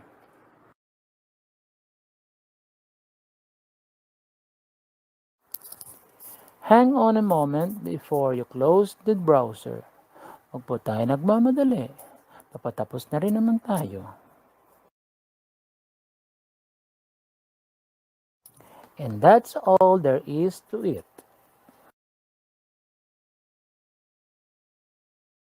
Pag nagawa niyo pong lahat yon at hindi pa rin kayo makapasok sa inyong Microsoft O365, baka naman po hindi kayo kumakatok.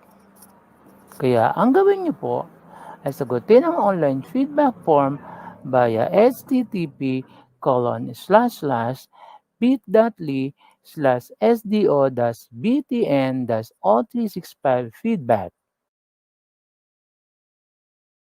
Ganyan po ang itsura ng website na bubulaga sa inyo.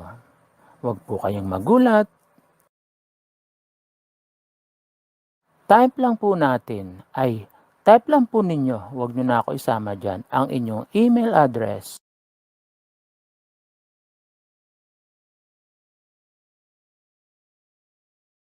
Just choose the Microsoft Office O365 accounts concerned. Is this incorrect MS O365 account? Is this account and temporary password mismatch? Lock account? Expired account? Sign-in timeout? Non-working school account? Or if not for resetting but for account information, then click Next. Then enter your school ID, your first name, and your last name.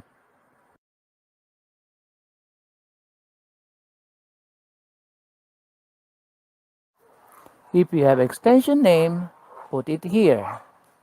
Then click the drop-down arrow to choose the position or your designation. Then click Next.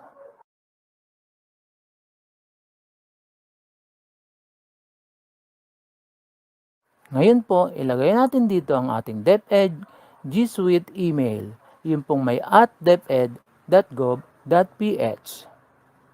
At sa ilalim naman po ang ating DepEd MS O365 account, yun naman pong may @r3-2.deped.gov.ph.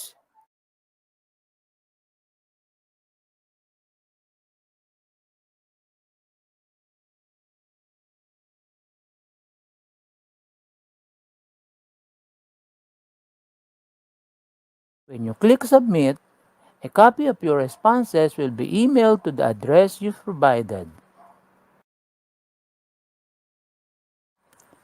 And I thank you. This is Venny Gloria signing off.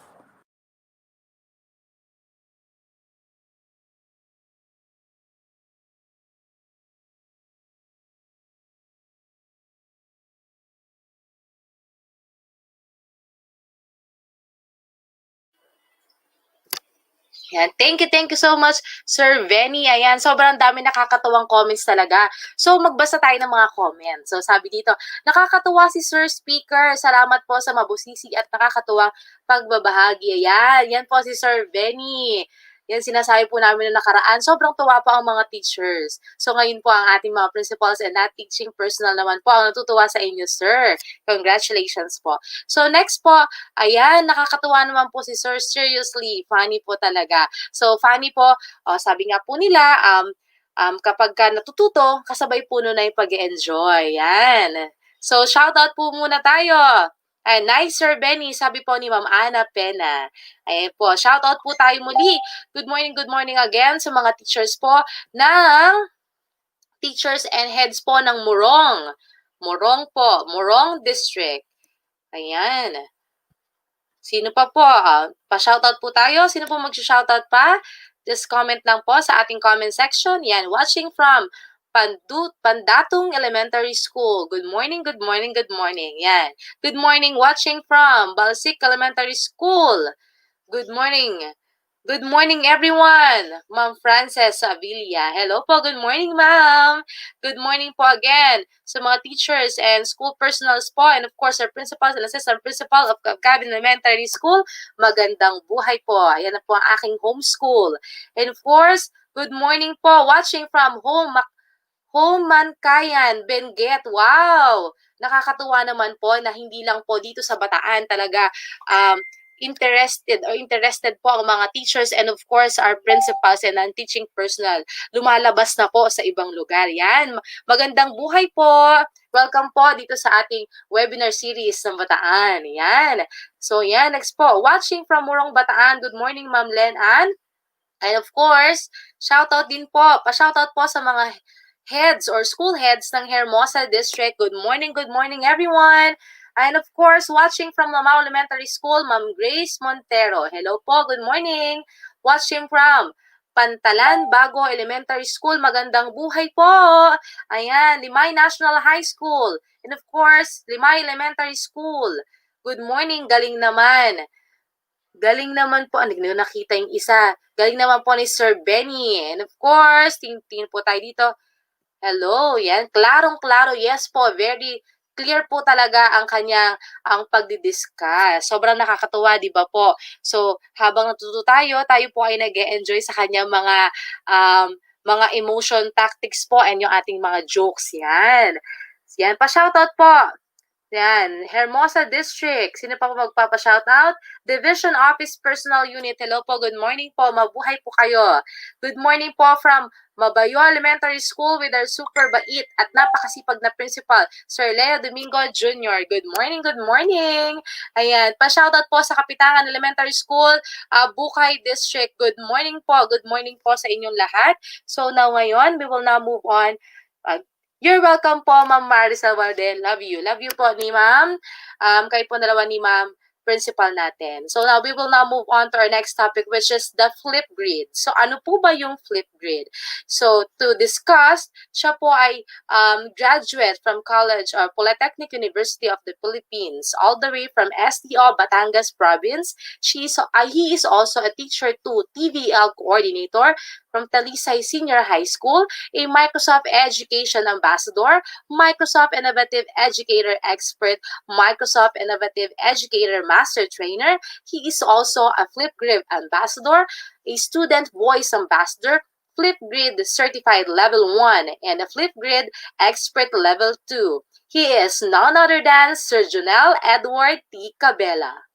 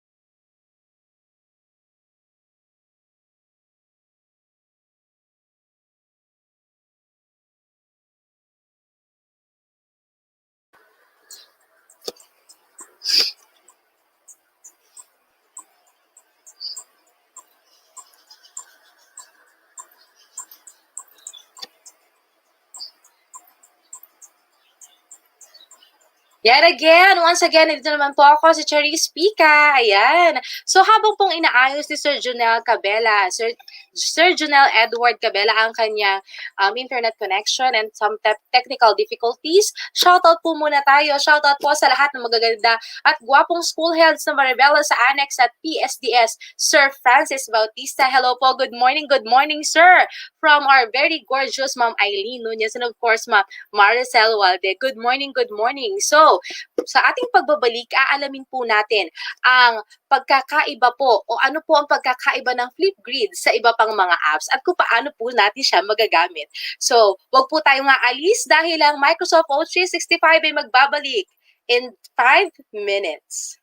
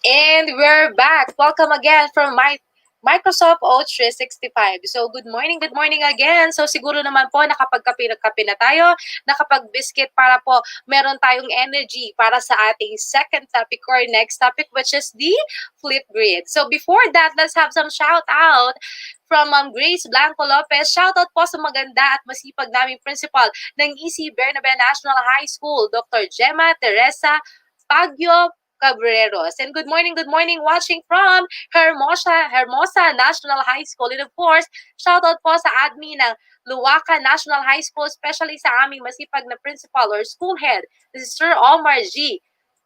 Omar Magkalas. And good day sa ating lahat from Sir Edwin Gomez. And of course, shoutout din po yung sa dati ko pong school, pinanggalingan ko pong school. Una-una ko pong school na pinanggalingan dito sa public is Batangas Dos Elementary School Land Teaching and Teaching Course. Especially po sa aming school head na si Ma'am Marites C. Pasudag. Hello po, good morning, good morning. So now we'll go back to our next topic, which is the flip grid. Hello po, Sir Jed. Sir Junel.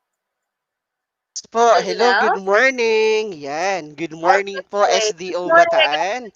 Yan, ako po ay nagbabalik to share another knowledge on how you are going to use Flipgrid, especially sa ating mga principal, yung mga school heads natin, mga PSDS or EPS, then yung iba pa nating mga non-teaching personnel.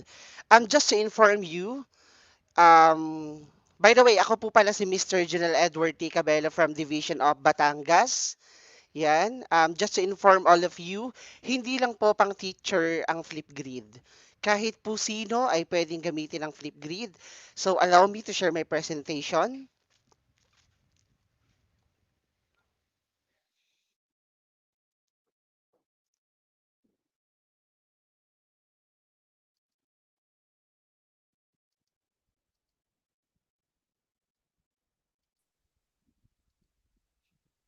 Okay, so Ma'am Charis, kita na po ba ang aking presentation po?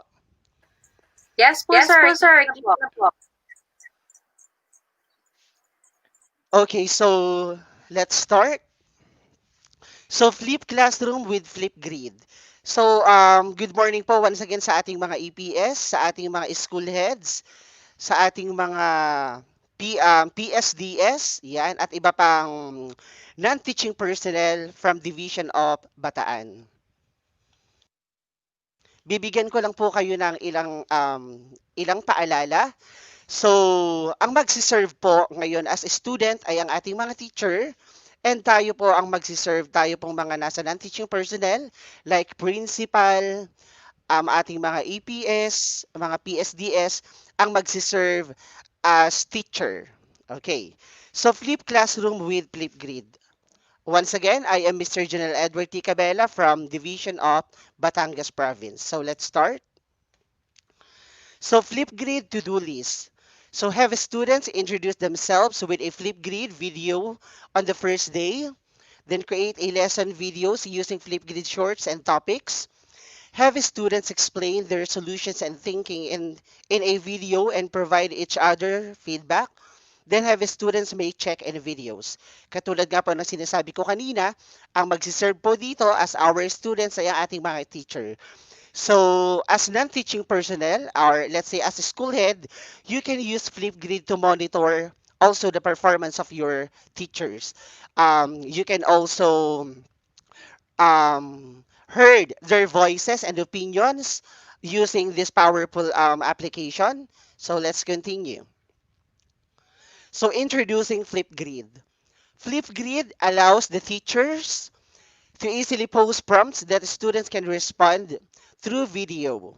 So in this notebook, we will explore the basic features of Flipgrid and how it can be used in a mathematics classroom, or let's say, ginamit ko lang po dito a specific example in mathematics classroom, but you can use Flipgrid in all subjects, in all learning areas, okay? So to get started with Flipgrid, you need to create an educator account. You can use your Microsoft or existing Microsoft account or your Google credentials. Then as educator, you are going to sign up using educator login. Then for the student, they also have instructions intended for students. So later on ko po ibibigay yung link. So lesson videos, Flipgrid shorts. So there is a part for Flipgrid um shorts section. So you can create a video of your teaching lesson using Flipgrid shorts. Then you have the option of recording video or recording your screen. So the good thing about shorts, although meron tayong tinatawag na limited time which is 10 minutes, after mong makapag-record ng mga instructional videos using short Flipgrid camera, pwede natin siyang i-compress. Okay, pwede natin siyang pagsama-samahin gamit ang iba pang application or let's say kahit pwede natin gamitin also yung ating PowerPoint. Then pwede natin siyang i-convert into MP4 na magsiserve as video. Then with shorts camera, you can create, you can trim, you can rearrange your video and segments, upload your videos from your devices, and activate whiteboard mode and use live liking to add context. You can also overlay photos from your camera roll, emoji and text as stickers on your video, apply unique video filters and frames to set the tone. I would like to inform our school heads, EPS, PSDS, and some of the non-teaching personnel from SDO Bataan na some of our teachers already experience the power of Flipgrid camera. So I already asked our participants to give their takeaways or significant learning doon sa nangyaring webinar series, which is until now ay nag-upload pa din ng ating mga teachers ng kanilang takeaway sa ating Flipgrid topic. So later on, ipapakita ko po sa inyo ang output ng ating mga teachers. Hi, I just wanted to take a few minutes and show you the Flipgrid Shorts camera. So there are lots of features with this camera. It allows you to take a 10-minute video, so you could use it as a way of recording a mini lesson, an intro to a lesson, even answers to student questions. So there are lots of ways that you could use the camera. So I'm going to show you the various features. So the first one that I want to show you is the whiteboard. You can have various backgrounds for the whiteboard. There's dot paper and graph paper, notebook paper, a regular whiteboard, a blackboard, all kinds of different backgrounds, even galaxy. So the nice option that they've just added is the split screen. So if you want your students to be able to see you while you are writing on the whiteboard, you just move the screen over, and you can move it over as much or as little as you want. And that way the students see your face as you're explaining along with whatever you're putting on the whiteboard. So outside of just the basic features of taking video, you can also add filters and things to your video as well. So you can add rainbow, all kinds of different filters to the video. You can pixelate and just, there are a bunch of options. So you can add frames. So if you want to decorate your video a little bit, there's a neon frame. You can add some flowers. There's lots of different things that you can do with the video. You can add stickers along with text. So for example, if you wanted to put text on your video, you can create text and then you can move it around the screen to put it wherever you want. So this would be nice if you were going through a set of directions that you wanted your students to follow. You could type them up. If you were solving a basic equation, you could type the steps of an equation. There are lots of things that you could do with the text feature, and you can change the font and colors and all those kinds of things with that as well. There's also a draw feature. So if you have a pen that works with your device and you can write right on your device, or you have a steady hand that can use the mouse to write, The draw feature is something you could use as well. So you could just write out whatever you're going over with a problem using the draw feature. You also have the option to add photos into your video. So if you had some kind of picture that you wanted to annotate over, you can record your screen. So if you created a PowerPoint, you could go through the PowerPoint with your students as well. You can also upload video clips to go into this. So there are lots of options with the Shorts camera. What's nice is that it allows you to do 10 minutes, and then once you're finished, it saves it and creates a link that you can just take and put right into Schoology to share with your students. So it's very easy. You just basically hit record, do your video, and then follow the steps to the end to get to the link, and then share it with your students, and they have access to it. Okay, so that's the power. So that's the power of Flipgrid Shorts camera. Now, papaano gagamitin ng ating mga non-teaching personnel ang ating Flipgrid Shorts? Katulad nga po na sinabi kanina, you will be given 10 minutes to record your content using Flipgrid Shorts. Then at the same time, pwede po tayong mag-record ng madami din. Pwede natin siyang i-compress, then convert into a video presentation or um, learning materials resources. So for example, you are a school head and you want to ask for some opinions sa ating mga teachers. Let's say, meron tayong since hindi po available ang ating face-to-face, pwede po natin gamitin si Flipgrid Shorts para po sa ating mga sessions. Okay, so later on, ituturo ko po. Let's continue. Okay, so you can also explain directions, steps, or give lesson overview. So later on din po, ituturo ko po sa ating actual hands-on kung paano gagawin ang shorts.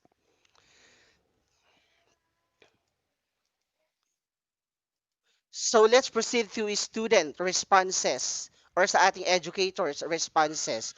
So if you want to capture your students or teachers thinking, you can create a topic that requires students or educators to apply their knowledge to solve a problem or to give a specific answer to specific questions. Then when creating a topic, you can set the length of the video submissions along with the video moderations. So, ano yung purpose ng video moderation? So, video moderation allows you to review the video before it is posted. It is important na naka-quality assurance natin ang ating mga resources before i-upload or before gamitin sa ating ipagamit sa ating mga learners or sa ating mga teachers. And napakahalaga na nare-review natin yung content before siyang i-roll out. Para kahit papaano, masabi natin na authentic yung content and at the same time, talagang may matututunan ang bawat isa. Then when setting up the access control, you will make the topic private. So, katulad nga po na sinasabi ko kanina, we can create a topic in a public and private.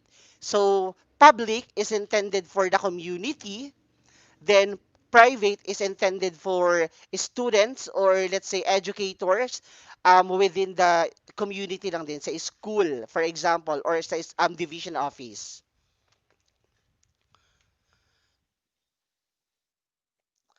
And share and check in. So Flipgrid is a great tool for supporting social emotional learning. So napakahalaga na kahit papaano ay natatouch natin yung social emotional learning na ating mga educator at ng ating mga learners. So let's talk about the introductions. Okay, so we all know that at the beginning of the year, students or educators, especially yung mga bagong teachers natin, they can make a video introducing themselves using the Flipgrid camera. So the video allows you to learn their names and to learn a little about them. So it is important na kilala natin yung ating mga subordinates. So we can use flip grid camera para mas madali natin silang makilala since hindi available ang face-to-face learning. So we can use this platform to know better to know our learners or to know our educators better. Then let's talk about check-in.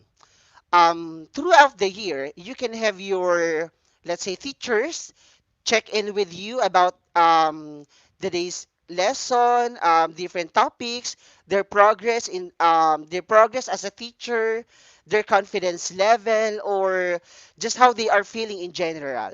So napakahalaga na na gumagawa tayo ng effort na makausap ang ating mga teachers, ang ating mga subordinates. Then let's talk about sharing. To get to know your teachers or subordinates better, you can assign different topics about their future career plans, their favorite things, their extracurricular activities. These activities ay pwede natin gawin sa ating first week. Kasi parang ito yung mga orientation. For example, sa darating na pasukan, which is October 5, we can use flip grid, okay? Sa, let's say, sa school, sa SDO Bataan, let's say, ano bang mga school? Let's say, Mariveles National High School. Yan, for example, ang ating principal ay ginamit si Flipgrid para makilala ang kanyang mga teachers.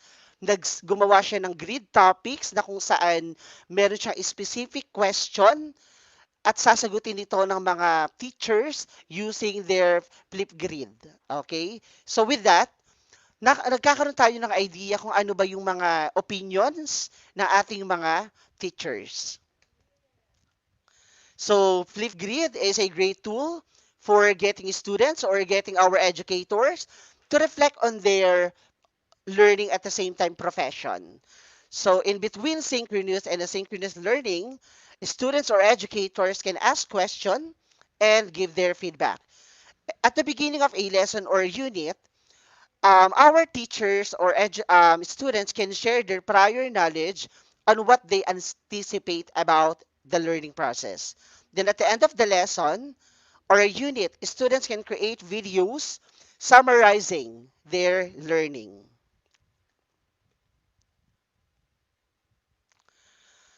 Okay, so they can also have written journal for our weekly reflection video. They can use also Flipgrid as a tool for review.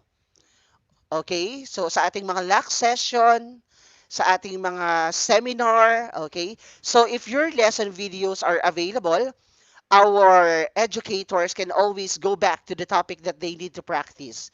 So napakaraming platform ang naglalabasan um, sa atin ngayon na ginagamit natin sa mga iba't ibang session like LAC session or let's say mga webinar. Yan. So makakatulong ang Flipgrid sa pag-create ng isang magandang session since pwede nating i-record ang mga videos dito using our recording screen. Now, let's move on to the discovery section. In the discovery section of Flipgrid, you can find a variety of topics shared by other teachers and Flipgrid partners. So the good thing about this, you can use these topics to extend educators' thinking. For example, you could use which one does not belong, or what is your idea about this specific topic. Then how are you going to use this online platform in teaching, something like that. Then in the discovery section, sabi ko nga po kanina, you can also assign topics that extend our students and educators thinking on particular concept or that enrich their learning. You can also create your own topics that require students or educators to I'll be research a showing the topic. Flipgrid Discovery Library, which just got a big update. Now I'm signed in as an educator into my Flipgrid dashboard, and right here I'll click the Discovery tab. The Discovery Library has almost 25,000 topics created by the Flipgrid. Okay, so sir, kita na po ang aking screen. Wala pa po, sir. Hindi po nag-appear kanina, ma'am? Kanina po nag-appear, ngayon po. May papakita po kayo, sir? Yes po. Okay. Apa. Okay, so my dear participants, start na po tayo sa ating hands-on activity.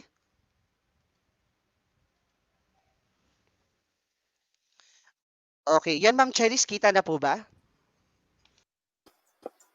Ayan po. Ayan po. Okay, once again, my dear participants, I want you to log in po sa ating www.flipgrid.com. So, ikiklik ko po. Sundan niyo po ako.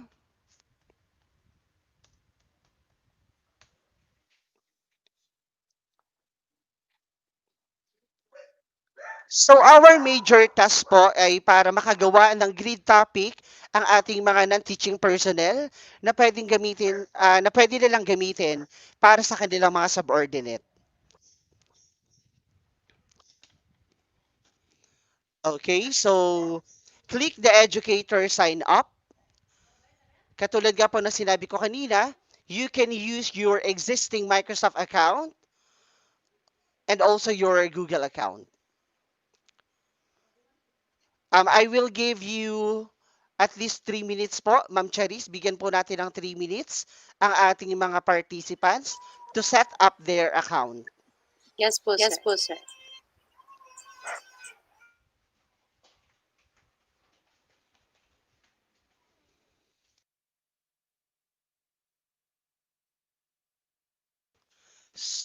Okay, so teachers, my dear participants, in creating your account, iset up na lang po natin siya. Ilagay po natin ang ating complete details, yung ating pong pangalan, yung ating pong birthday, then create a unique username and password para po madali po tayo makakapag-login sa susunod na gagamitin po natin. And as much as possible, wag na wag po natin kakalimutan ang ating password. Pero kung gusto niyo naman po na automatic na magla-login po ang inyong account, pwede niyo naman pong i-save gamit po dito sa ating desktop po or laptop. So 3 minutes po ay tumatakbo to set up your account. Then we will explore on how we are going to create a topic or a grid topic intended for our subordinates.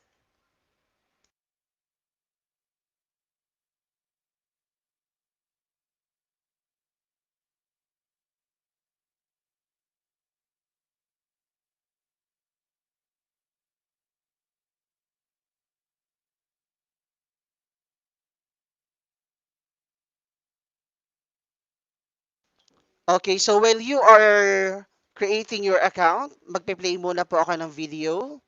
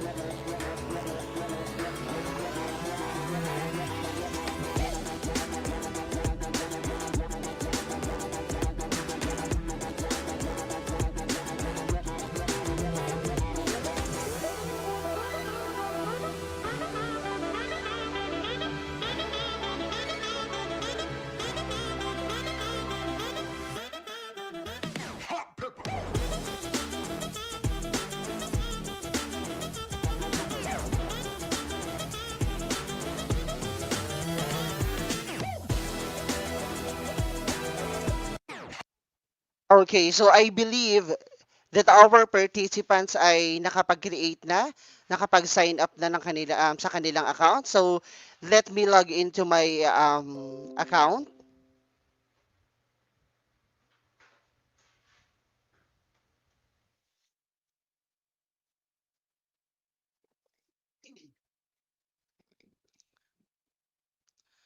Okay. So, katulad nga po ng sinabi ko kanina, yung mga diniscuss ko po ay napag-usapan po natin, the discovery part, the activity part. So our activity for or our task for this session ay to create a group or to create a grid topic intended for your subordinates. Considering that, for example, I am the principal or school heads or let's say EPS or PSDS. So, papaano ako makakagawa ng topic. Then, papaano ko makakagawa ng group? Kayo po ay aking tutulungan. So, dito po sa discussion part, makikita po natin yung topics and also the groups.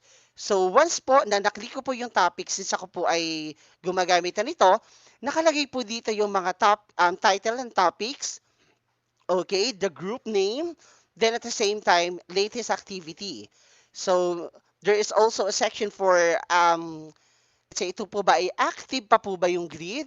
We can also share our grid created or topics created by simply copying the link provided.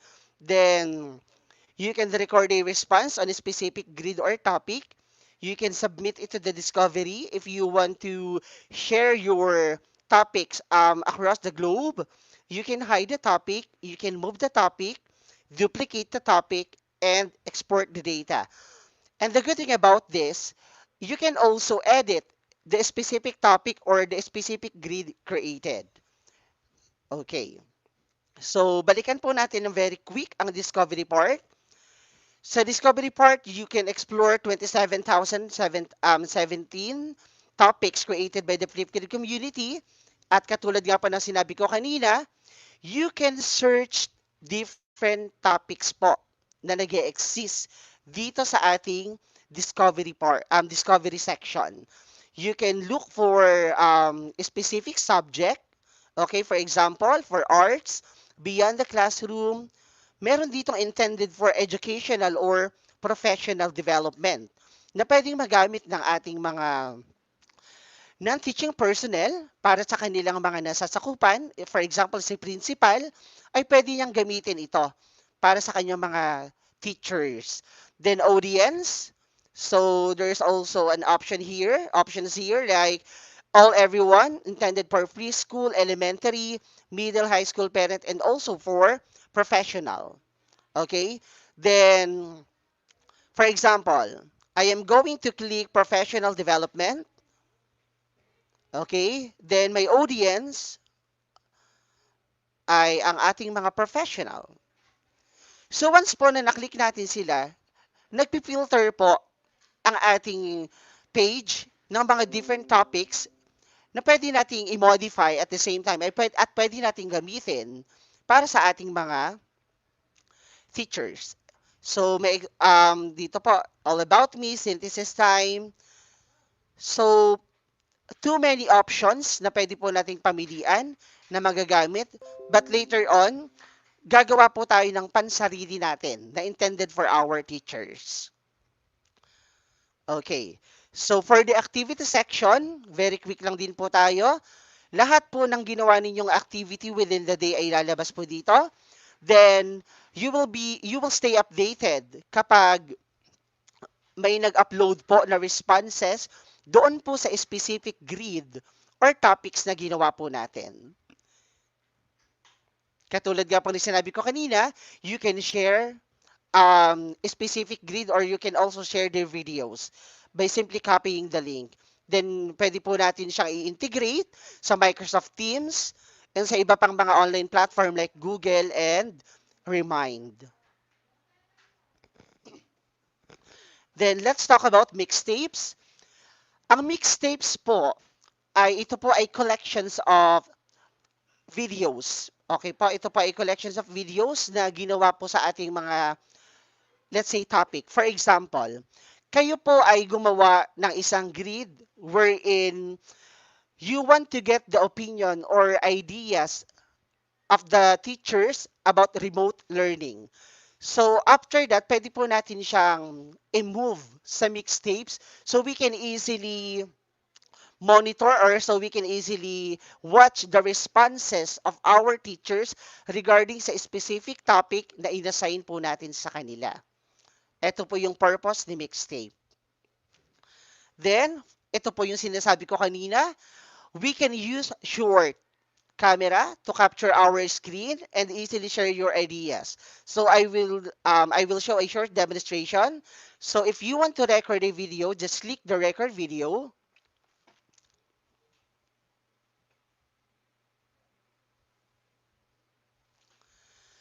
So as you can see, meron tayong 10 minutes. May 10 minutes po tayong allotted time to record our content. Then once you click the option button,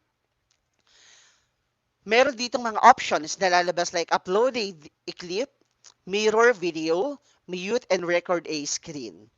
So if you already have existing recorded video intended for your lesson, pwede po natin siyang upload a clip. Then if you want to record your screen, just click record screen, then may lalabas na po dyan. Pwede po tayong, let's say, i-click natin itong PowerPoint. Magsasample po ba ako? Example, record screen. Okay. So, capture your screen.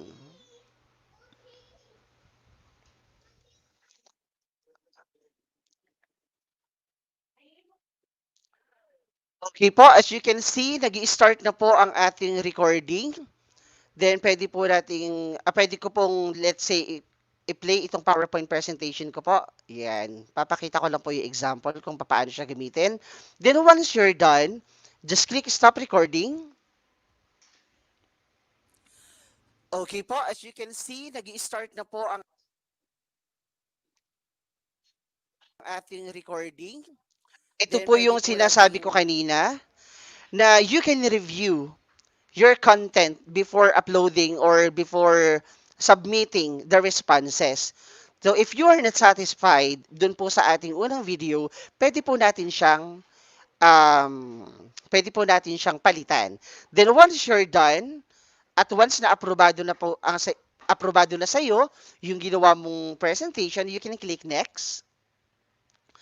Then provide a selfie. Yan. So X ko na po ito. Confirm.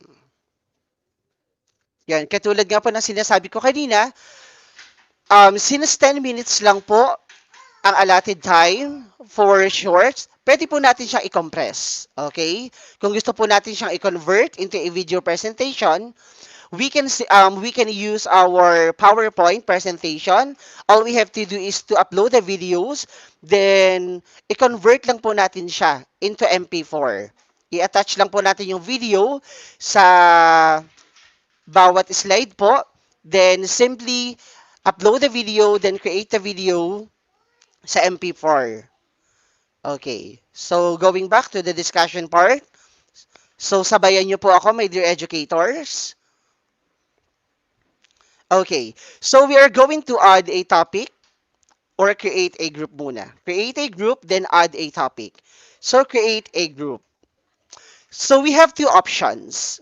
Private, for students or classroom purposes, and public, if you want different participants join your community. But for this session, ang gagawin po natin ay public. Why? Because ang target audience natin ay mga educators. So let's say SDO, you can create your own group name, SDO-Bataan, non-teaching personnel. Okay. Then, hindi pa man po tayo nakakagawa ng group name, nakapag-generate na po kaagad siya ng join code. So, public groups are not recommended for classroom use. Always remember that po. Public use is intended for community. Okay, click next.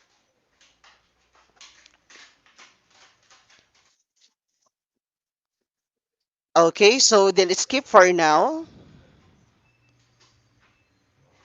Okay, katulad nga po ng sinasabi ko kanina, since DepEd teachers are provided Microsoft Office 365 account, even ang ating mga non-teaching personnel, I believe na meron din sila, um, pwede po natin siya i-integrate sa ating Microsoft Teams. Okay? Go to your group.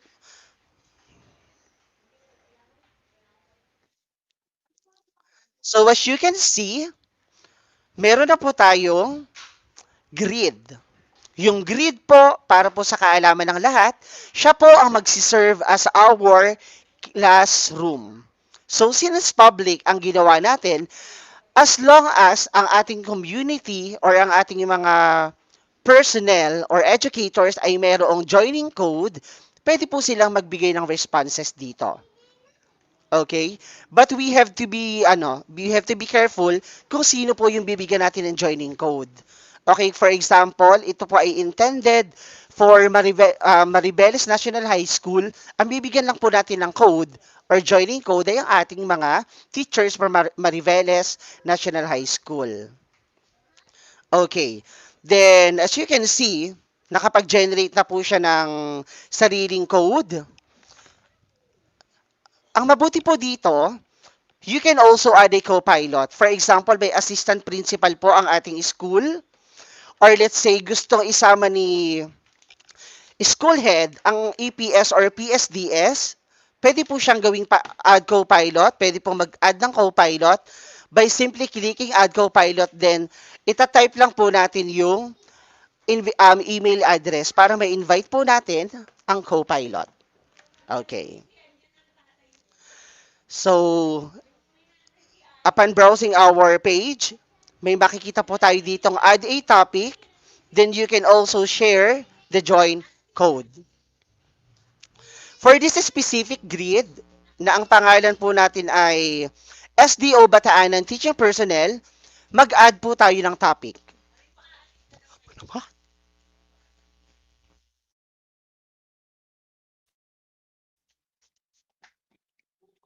Just click add topic. So you can create a topic.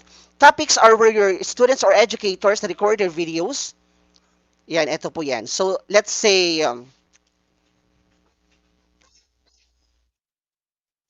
remote learning.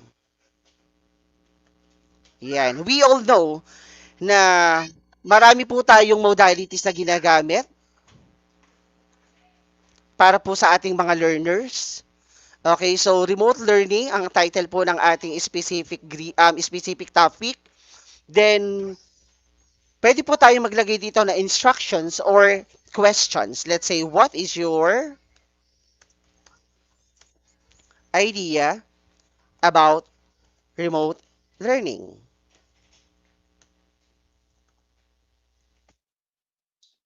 Or pwede po tayo magdagdag ng instructions using Flipgrid, camera,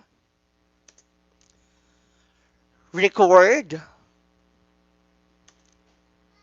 your response and answer the given questions.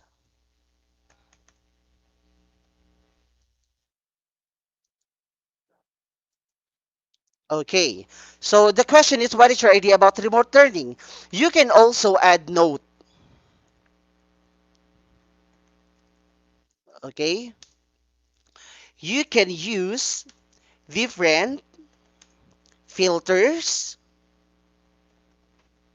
or you can add and use different filters, frame, emojis,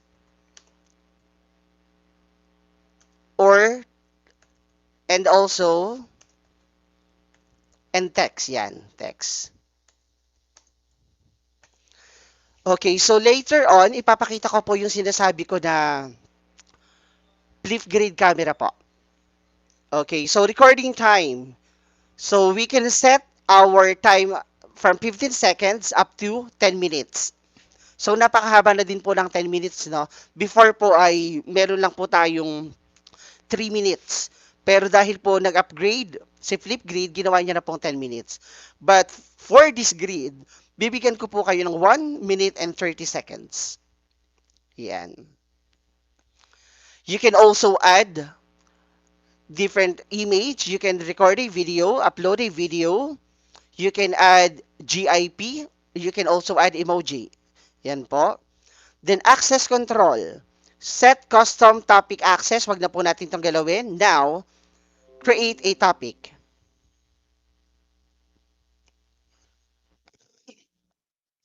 So now, your topic is ready.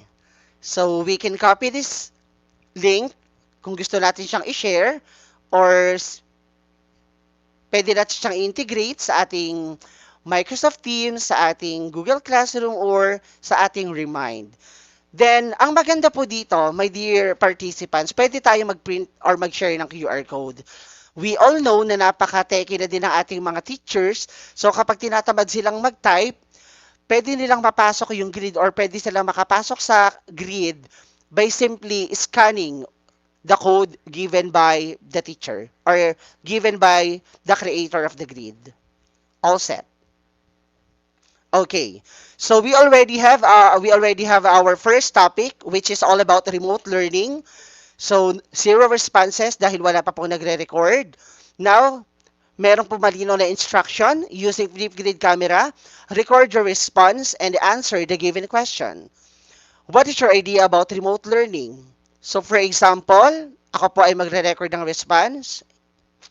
Just click the response button or record the response button. Okay, then I will show you the different effects na meron po si Flipgrid. Okay, so meron po ditong options for filters, frames, emojis, text. You can also draw, you can add a whiteboard, and photo. Let's say filters. So meron po tayong 11 filters na pamimilian. Okay. Wherein lalabas po dito ang creativity ng ating mga teachers. Then once you've click frames, so meron din po tayong 11. Okay? Ito po ang ating mga frames. Yan, for example, gusto po nating, let's say, na para tayo nagbabalita, pwede po ito. Okay? Then, another effects. Emojis. Yan, napakarami po nating options.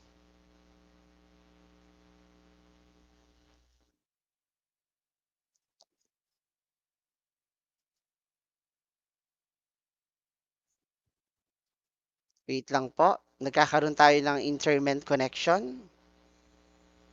Yan po. Then, you can also add text. Okay, so napakarami po ditong options. 1, 2, 3, 4, 5, 6, 7, 8. Let's say this one.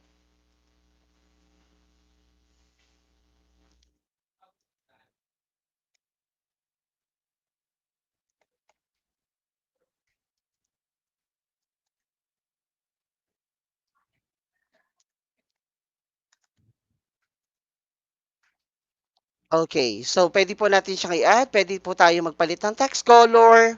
We can also change the stroke and the background. Okay.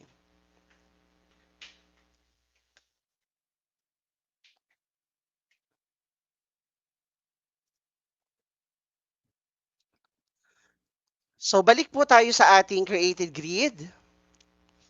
Yan. Katulad nga po ng sinasabi ko kanina, you can modify your created grid.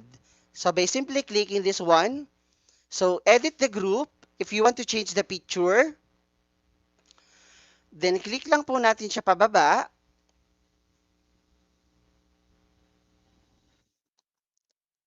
Then may mga options po tayo dito if we want to change the profile picture. So meron po tayong options for nature, for people, and for texture. Okay, so sa people na lang po tayo at since ang ating mga target audience ay educators, pwede po natin i-click na lang itong book. Once po na naklik natin itong book, automatic lalabas po dito yung free view, then pwede po natin i-update yung group.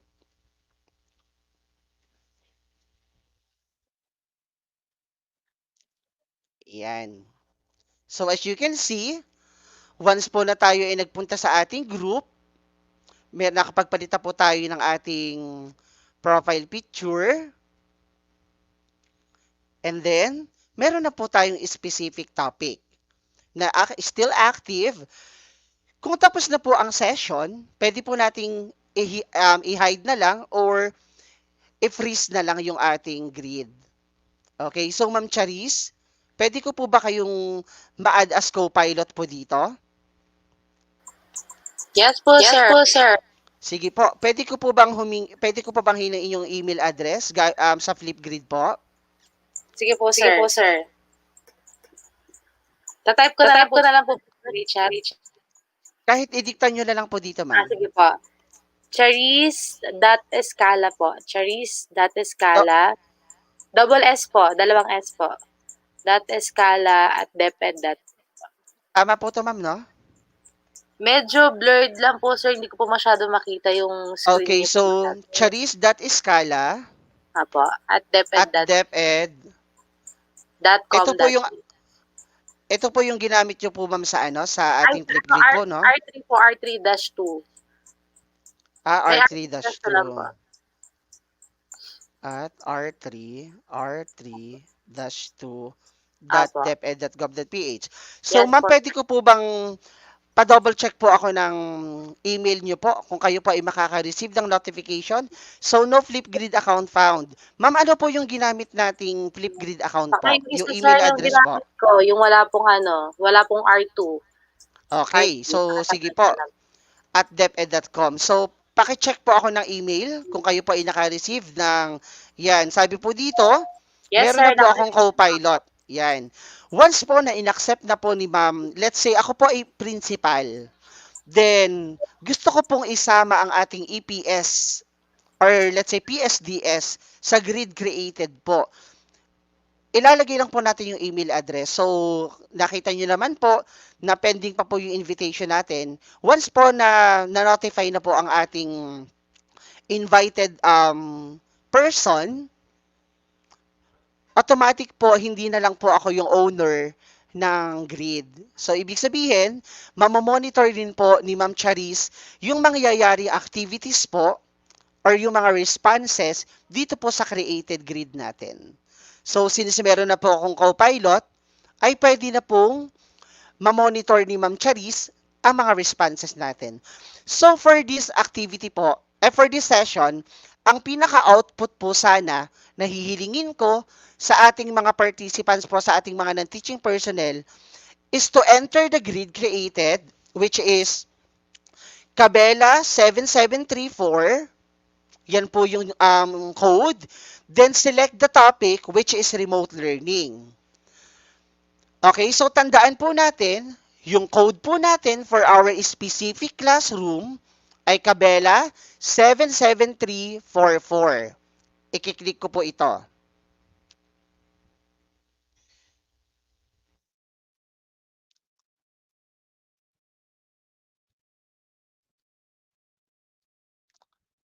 So, Ma'am Charis, magpapalit muna po ako ng i-share kong screen. Ay, feeling ko naman po, ikita na po ang remote learning. Tama po ba? Yes, sir. Kita po. Yan. So, kung makikita nyo po, nandito na po tayo sa Cabela 7734. There's an option here. Record a response. Okay?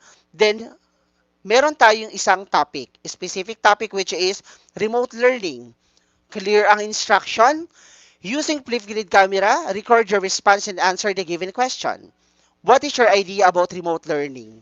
So gusto ko po sanang makita kung ano po ba yung mga idea ng ating mga non-teaching personnel sa sinasabi nating remote learning.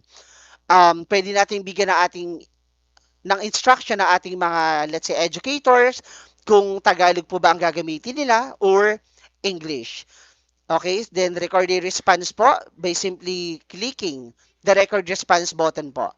So, Ma'am Charis, I believe na ang ating mga participants ay nasusundan ang ating hands-on activity. So, maghintay lang tayo ng ilang responses kasi we already done na naman po eh. And just to inform our participants, you can also download Flipgrid application po sa ating App Store. If you are using iOS, then para naman po sa ating mga Android users, pwede po nating i-download si Flipgrid sa ating Play Store. And that is for free.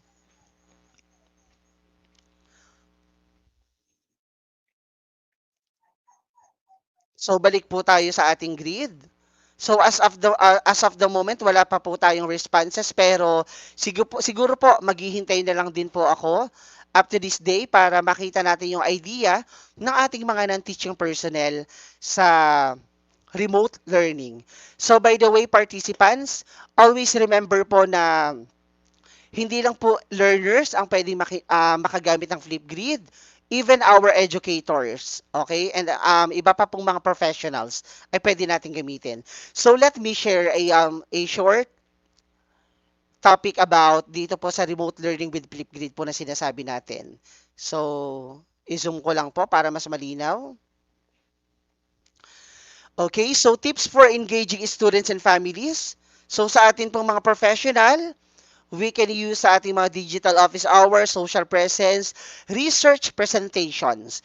Yan, alam na alam po natin lahat na ang bawat paaralan ay nagkakandak ng kanya-kanyang research. So, pwede natin gamitin ang Flipgrid camera para po sa presentation ng ating mga research and also sa ating mga project-based learning. And para po sa ating mga teacher, pwede pong mag-asa ang ating mga teacher sa ating mga students about their daily journal video, project presentations, language learning, peer review, and persuasive debate. So meron din po tayo sa ating mga middle school, mga elementary students, like daily learning reflections, pwede pong i-ask ng ating mga educators yan. Reading and book talks, STEM thinking, project demonstrations, fluency, and phonics. So, matutulungan pa po natin na maging equipped ang ating mga learner sa talagang tinatawag nating 21st century, sa ating po tinatawag na 21st century. So, going back to our grid. Yan. Then if you want to be more guided, meron po tayong tinatawag palagi na help center or contact support. I-click lang po natin yung contact support para po mas guided tayo sa mga ideas na pwede po nating gamitin. So, Ma'am Charis? Yes, sir. Yan, I believe na na-hit naman po natin yung target natin, which is maturuan ng ating mga participants sa pag-create ng grid. Yes, sir. Super hit na hit po natin ang target natin and matutulungan po natin ang ating mga participants to know more and to communicate more on their teaching personnel and non-teaching personnel po gamit po ang Flipgrid. Thank you so much, sir. Yes, ma'am. Kasi po, I believe na talagang hindi pa naman po magmamaterialize ang tinatawag nating face-to-face learning. Now, instead of attending some conferences na madalas po ay choppy, ay pwede po natin gamitin si Flipgrid camera. Let's say as principal, halimbawa po, specific tayo po ngayon, principal, gusto niya pong mag-share ng ilang insights or let's say magkakaroon po siya ng meeting. Pwede pong i-record na lang muna ni principal, then pwede po siyang mapanood ng ating mga teacher doon po sa created grid natin na ibibigay lang po natin yung code sa ating mga teachers at naniniwala po ako na dahil nagkaroon na po tayo ng webinar series, ang ating pong mga learners kahit papaano, ay ating pong mga educators kahit papaano ay nakakapag-explore ng gamitin si Flipgrid. Now, dahil po nagkaroon tayo ng session ngayon, naniniwala po ako na mas magiging maganda ang gamit ni Flipgrid sa tulong din ng ating mga non-teaching personnel like school heads. So with that, magkakaroon pa po ng mas magandang communication ang ating mga educators, ang ating mga teachers at ang ating mga principals na kung saan bawat isa ay mai-empower yung kanilang mga bosses using Flipgrid application po. Maraming salamat po. So sana po kayo po ay may natutunan po. Thank you so much, sir. So, yan. So, napakagandang topic po ang Flipgrid. So, sa mga participants po natin,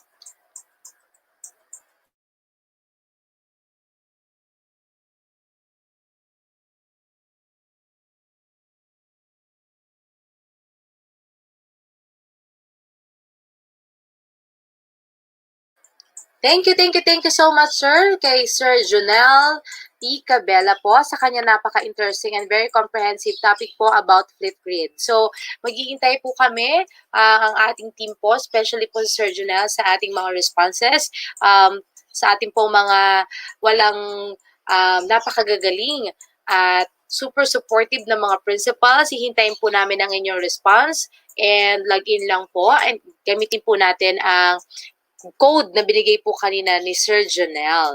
Yan, para mapakita po natin at ma-flash po natin later on kapag may time pa po kung sino po yung mga nagpasa na. Yan. Thank you again. So, now, bago po tayo magsimula sa sunod nating topic or last topic, let's have some shout out. Shout out po sa school heads of Mariveles District and of course our district supervisor, Mr. Francis Bautista. And we would like also to say hello to Sir Roger de Padua, PSTS po ng Dinulpihan District, and of course, Sir Eric. Yan, Sir Eric Simbol, mga ninong po natin yan. Yan, hello po. And of course, Samuel Annex Adamson Elementary School. And hello din po, Ma'am Lolit Benamir of Arani District. Yan, so meron lang po tayo dito mga any concerns, and all of your concerns, questions will be answered after po ng mga discussions natin. So, pwede po nating ilista mamaya para po hindi po siya matabunan mamaya sa chat box. So, pag nagtanong po tayo later, i-type na lang po ulit natin. So, yan. Say hello. Hello po. Still watching Rosalinda Laksamana. Hello po. Good morning, ma'am. And of course, would like to say thank you and say hello po sa MEA Avengers o May Avengers po natin, yung Microsoft Education Ambassador Avengers. Salute po. Thank you so much po sa lahat po ng information na binahagi niyo po sa amin, especially po on behalf of the Microsoft educators po ng Bataan, and teachers po on behalf of the teachers, school personnels, school heads po dito sa Bataan. Maraming salamat po. Saludo po para sa inyo, mga May Avengers. Yan. So now we will now proceed to our next topic and last topic for this morning, which is the Microsoft OneDrive. So sino nga po ba ang ating speaker for this last topic? So he is a teacher too from Limay Senior High School, and he is also a Microsoft Education Ambassador. He is none other than Sir Luigi Donato. Okay, so good morning. Bago po tayo mag-start, batiin muna tayo ng mga teachers, non-teaching personnel po natin ng good morning again. At bago po tayo magsimula again, check lang po natin kung yung mic po natin at yung video is clear para po dire-diretso po tayo sa ating topic for today. Yes, sir. Very clear po. Okay. So let us start. Let me share my screen.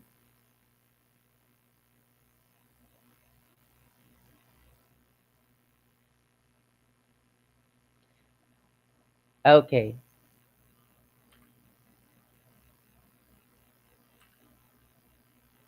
So So yung mga expectations po natin, please type in your expectations in the chat box po. Sa mga gusto pong, ano po ba ang gusto niyo malaman about OneDrive? Alam niyo na po ba ito? Nagamit niyo na po ba ito? Or what? Okay? Next. Ano ba ang mga objectives po natin dito? So meron po tayong tatlong objectives sa ating topic for today. First, non-teaching personnel will be able to use OneDrive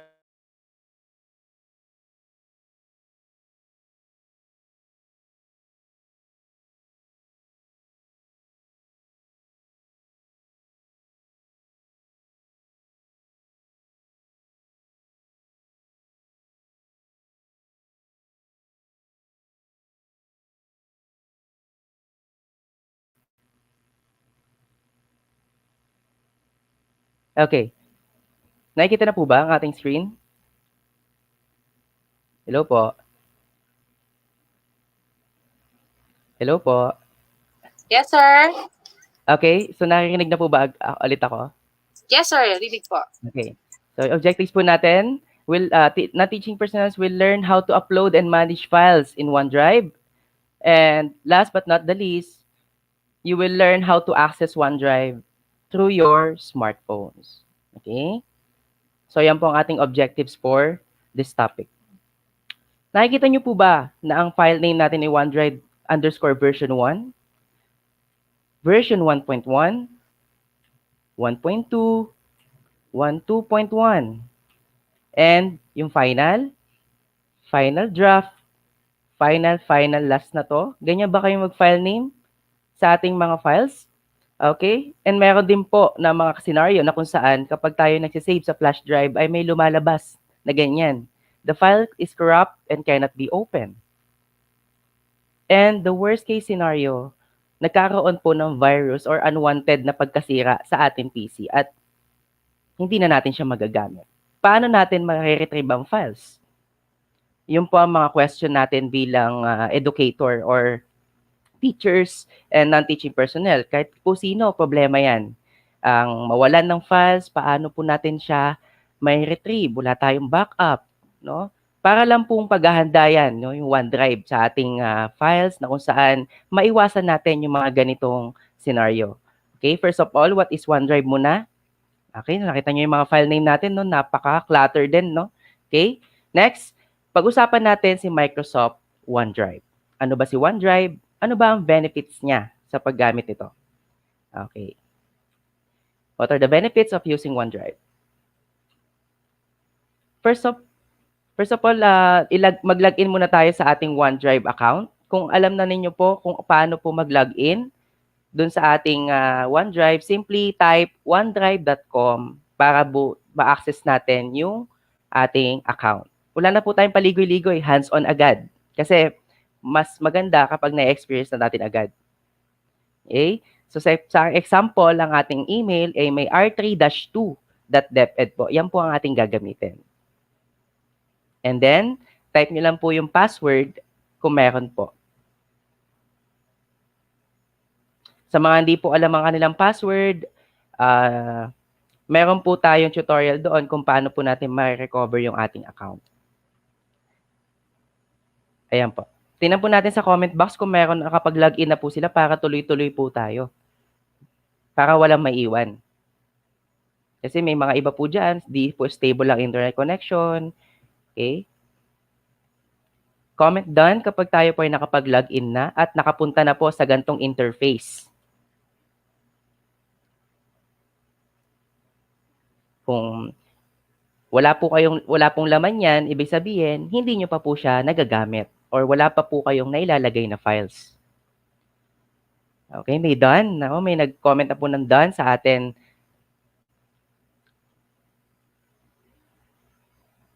Login lang po natin yung ating DepEd, R3-2 po ha. Wag po yung at DepEd lang kasi po sa Google po yon.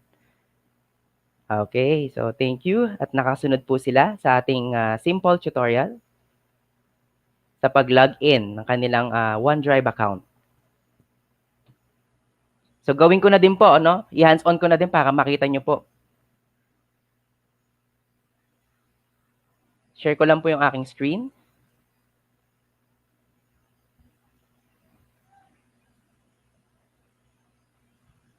Ayan.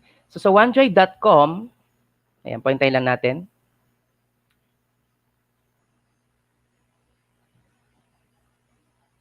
Hintayin lang po natin. Nag-appear na po ba sa ating screen yung ating web browser? Wala pa po, sir. Okay, so ulitin lang po natin.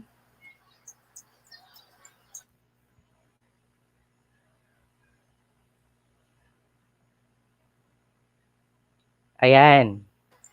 So makikita nyo po, pag tinype nyo po yung OneDrive.com, ito muna po ang lalabas sa inyong welcome screen ng Microsoft OneDrive. And then, click lang po natin yung sign in dito. And then, meron din po siya sa may upper right corner. Alin po dyan? Kasi dito po, mas pansinin, mas malaki. So, dito po natin pipindutin. Ganun po eh. Then, next, lagay lang po natin yung ating credentials. So, first name, usually po, ganyan naman po yung format natin. At r3-2-2.deped.gov.ph. So, ganyan po yung ating email na ilalagay. And then, ilalagay din po natin yung ating password. Yan. Yung pag-loading po niyan, depende po sa internet connection po natin. Ayan. Sign in lang po natin. And then, may magpa-prompt naman po dyan kung gusto nyo pong i-save yung password nyo. Kasi may nakita po akong question kanina, paano po ma-save yung password? Para di na tayo pa ulit-ulit mag-login. So, may mga pros and cons po yan. Kapag tayo po ay solo lang po natin ng PC or tayo lang po ang gumagamit, much better na i-save natin yung password kasi tayo lang naman ang gumagamit niyan. And yung ating disadvantage, kapag nagsisave tayo ng password, syempre na-access ng iba yan kapag pinapahiram natin yung ating PC or naka-public yung ating desktop or PC, laptops, or cellphones. Yan po yun. Yung mga disadvantages niyan. Kahit may mga confidential files po kayo doon, na-access po if ever na mag-upload po tayo doon ng files na confidential. So, save lang po natin. May nagpo-prompt naman pong ganyan sa lahat ng browser. Ayan. And then, si mismo Microsoft din po, naglalagay din po siya na stay sign in. And then, click lang po natin yung yes. So, nandito na po tayo sa ating interface. Parehas po tayo.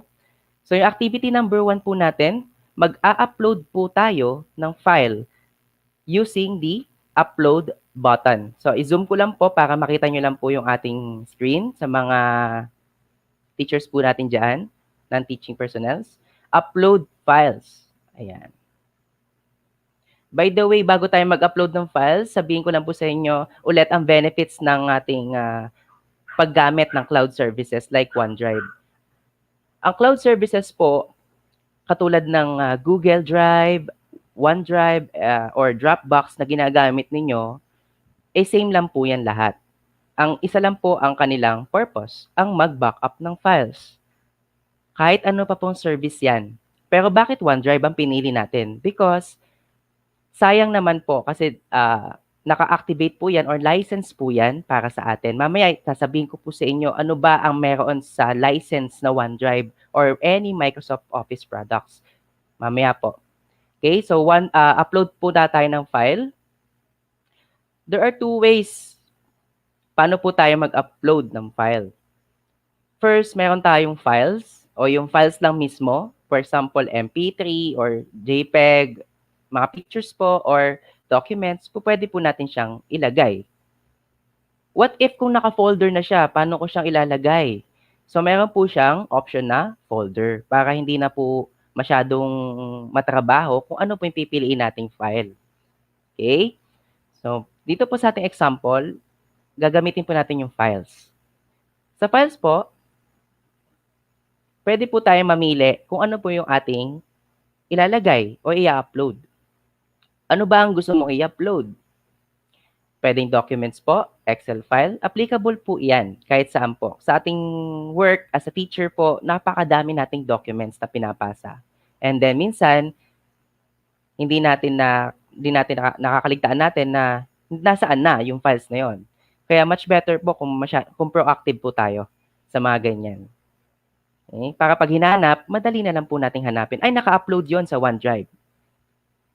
Okay? Next, upload lang po tayo ng file. Sa mga pictures lang po. Example, pictures lang po natin. Ay, makita po tayong pictures. Ayan. So, may picture po tayo. Kahit ano pong picture or files, pwede po nating i-upload. Ayan, upload lang po and then may makikita po tayong notification dito na uploaded one item to documents. Okay? So sir, paano naman kung nasa loob siya ng folder? Okay, bago natin gawin yan, tingnan natin kung nakasunod po yung ating mga audience. Okay, so di na po ma-access yung account niya. Nag-request po ng reset for Office 365 account.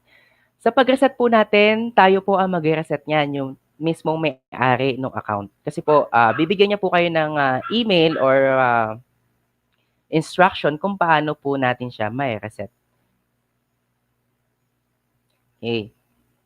So, nakapag-upload na po tayo ng files o ng file. So, makikita po natin yan dito.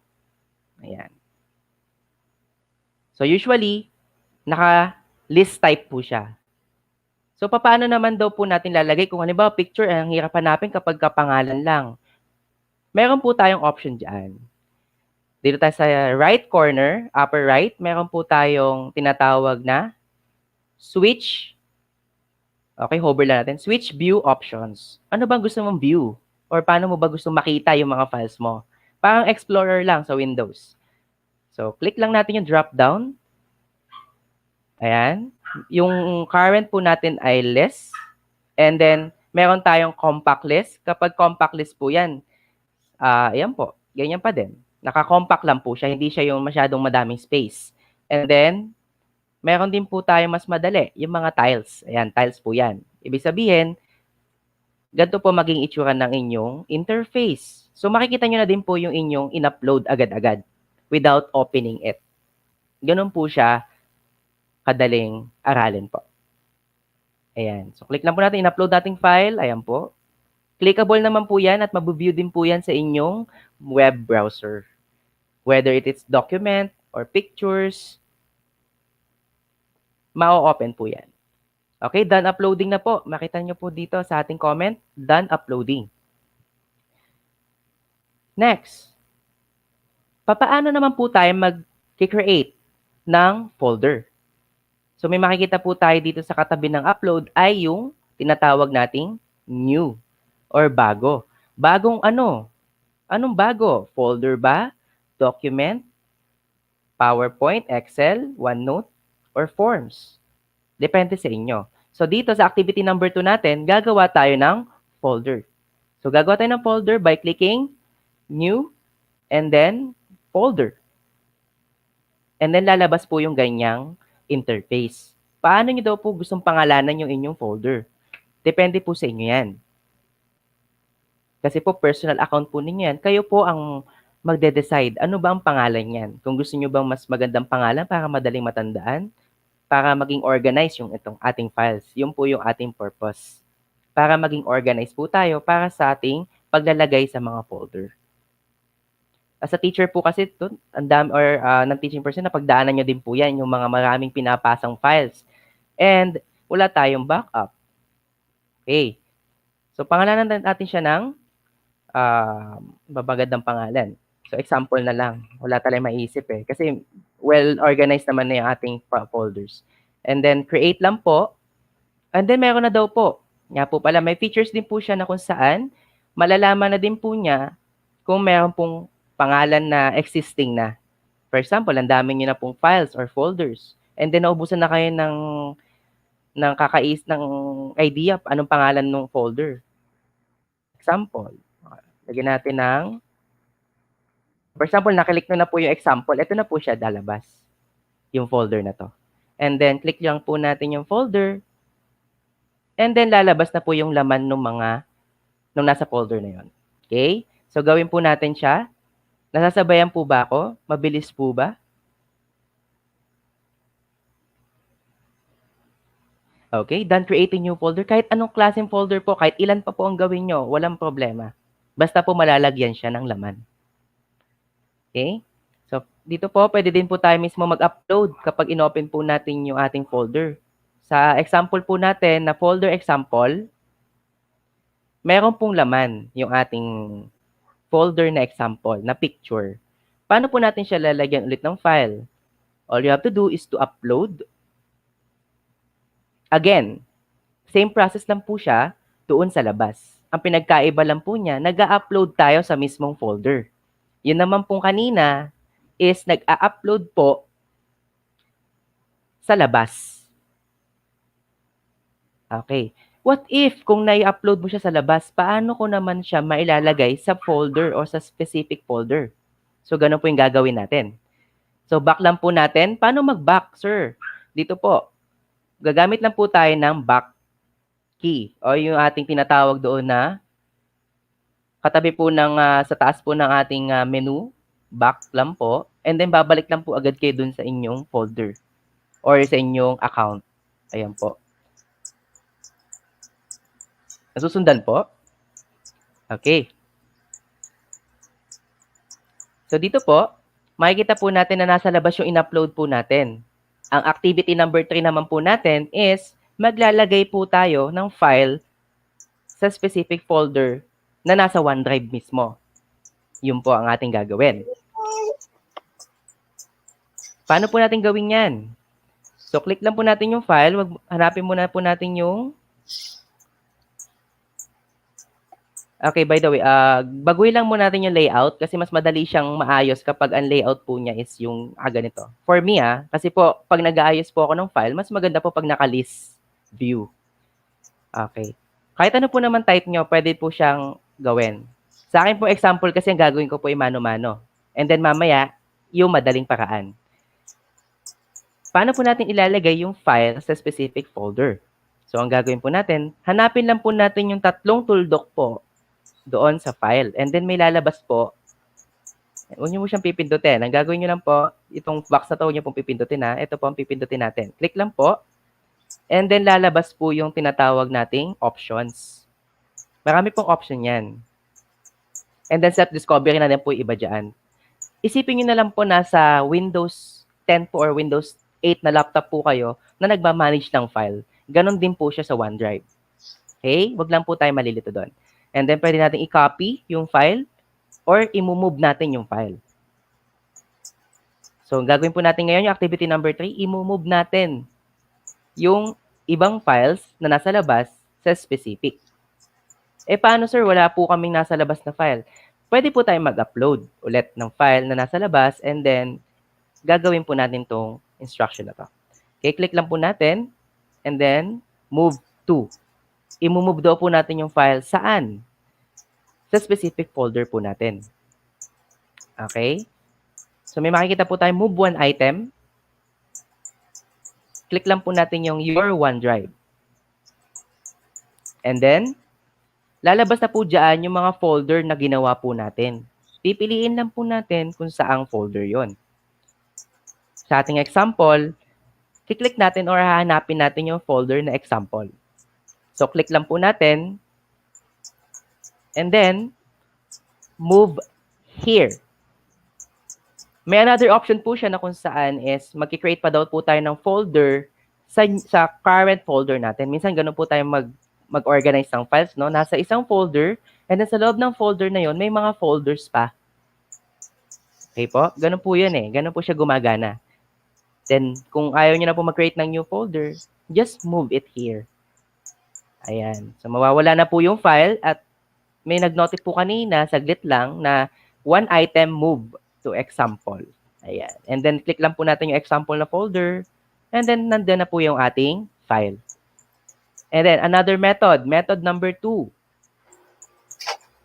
The click and drag method. Ito po yung pinaka madaling paraan kasi wala na tayong ibang gagawin kundi i-click.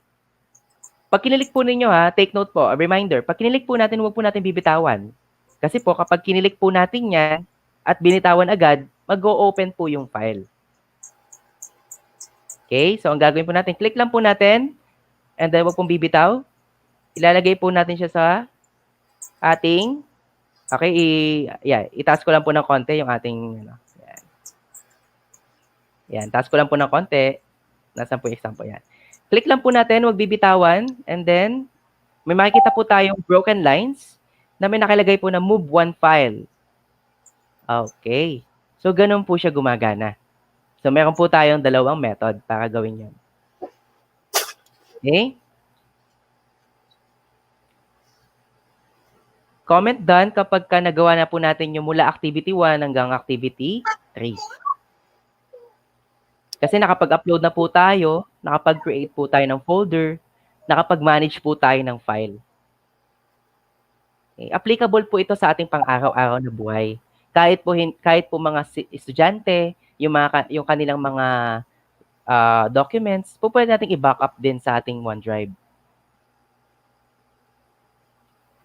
Kaya po sa mga sa mga hindi pa po nakakaalam, ang ating DepEd account sa ating Microsoft Office 365 ay applicable po siya sa 15 devices. Kung niyo po kanina, 15 devices po, 5 po sa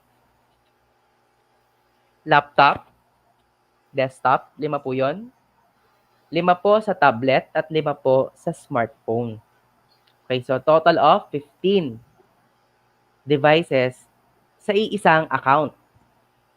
Ay, ang dami pala, no? Opo. Kaya po, be careful lang po tayo sa ating pagbibigyan. Kasi po, hindi nyo na po kailangan pang magpa-activate ng ating Microsoft Office para po, or magbayad pa ng license because naka-license na po tayo sa DepEd. Okay po? Sa mga hindi pa po nalilinawan sa ating Microsoft Office 365, ulitin po natin, ito po ay license po sa atin, up to 15 devices. 5 laptop, desktop po yun. Laptop, desktop, 5. 5 sa smartphone, 5 sa tablet. Okay po. Next, ano na po ang gagawin natin? So back po tayo sa ating PowerPoint. Pwede nyo po siya i-explore kahit wala pa po akong sinasabi. Self-discovery naman po siya lahat. Ako po, natuto po ako,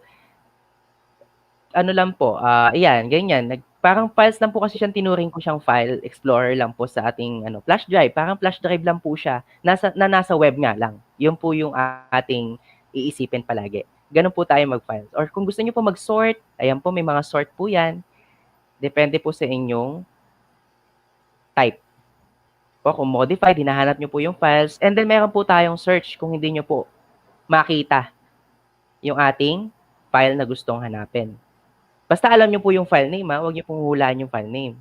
Ako po.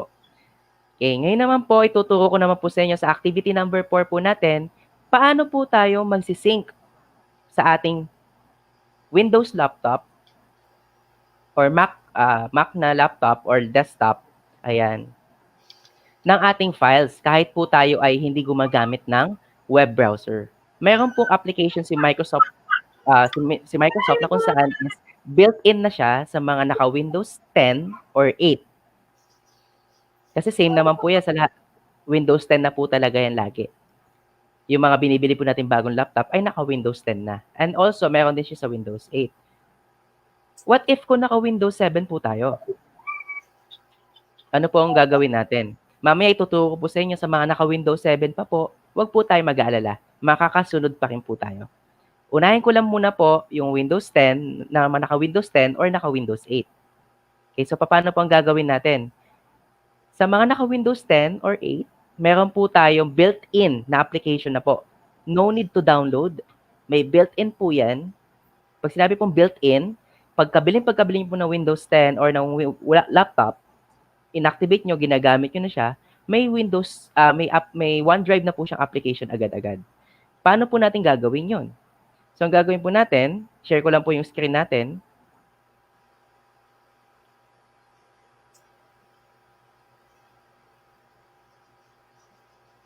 Ayan. So, entire screen, share lang po natin. Ay, sorry. Mali ako na pindot. Ayan. Sorry. Okay po. So, paano po ang gagawin natin? So, nasa desktop po tayo. Nasa desktop po tayo ng ating Windows 10. Sa akin po currently, ang aking OS ay Windows 10. Sa mga naka-Windows 8 po, makakasabay pa din po tayo. All you have to do is to click the Start button and then i-type lang po natin yung gusto nating or gusto nating hanapin. For example, OneDrive. Ayan po. Type lang po natin. And then lalabas po agad yung OneDrive na application. So, ganun po siya gumagana. Click lang po natin. And then, in my case, nakasync na po ako sa aking OneDrive. Sir, paano na po kami? Hindi pa po namin nasisync yan. Don't worry po, ituturo ko po sa inyo kung paano po natin siya masisync. Okay? Okay, sa mga nagtatanong po kung ito po ay walang internet, kailangan or pwede siyang magamit kahit walang internet. Dalawa po ang sagot ko. Sa web browser po, kailangan po talaga ay naka-internet. And then sa ating desktop, kahit wala pong internet, and then kanibawa, nasa labas po tayo, hindi natin masisync agad-agad yan. Kapag nagkaroon na lang po tayo ng connection, doon po siya magsisync. Kapag nasa desktop po, yung ating OneDrive. Kapag nasa web browser po, real-time po ang ating pag-upload, pag-manage, and pag-organize ng file. Ganun po siya. Okay?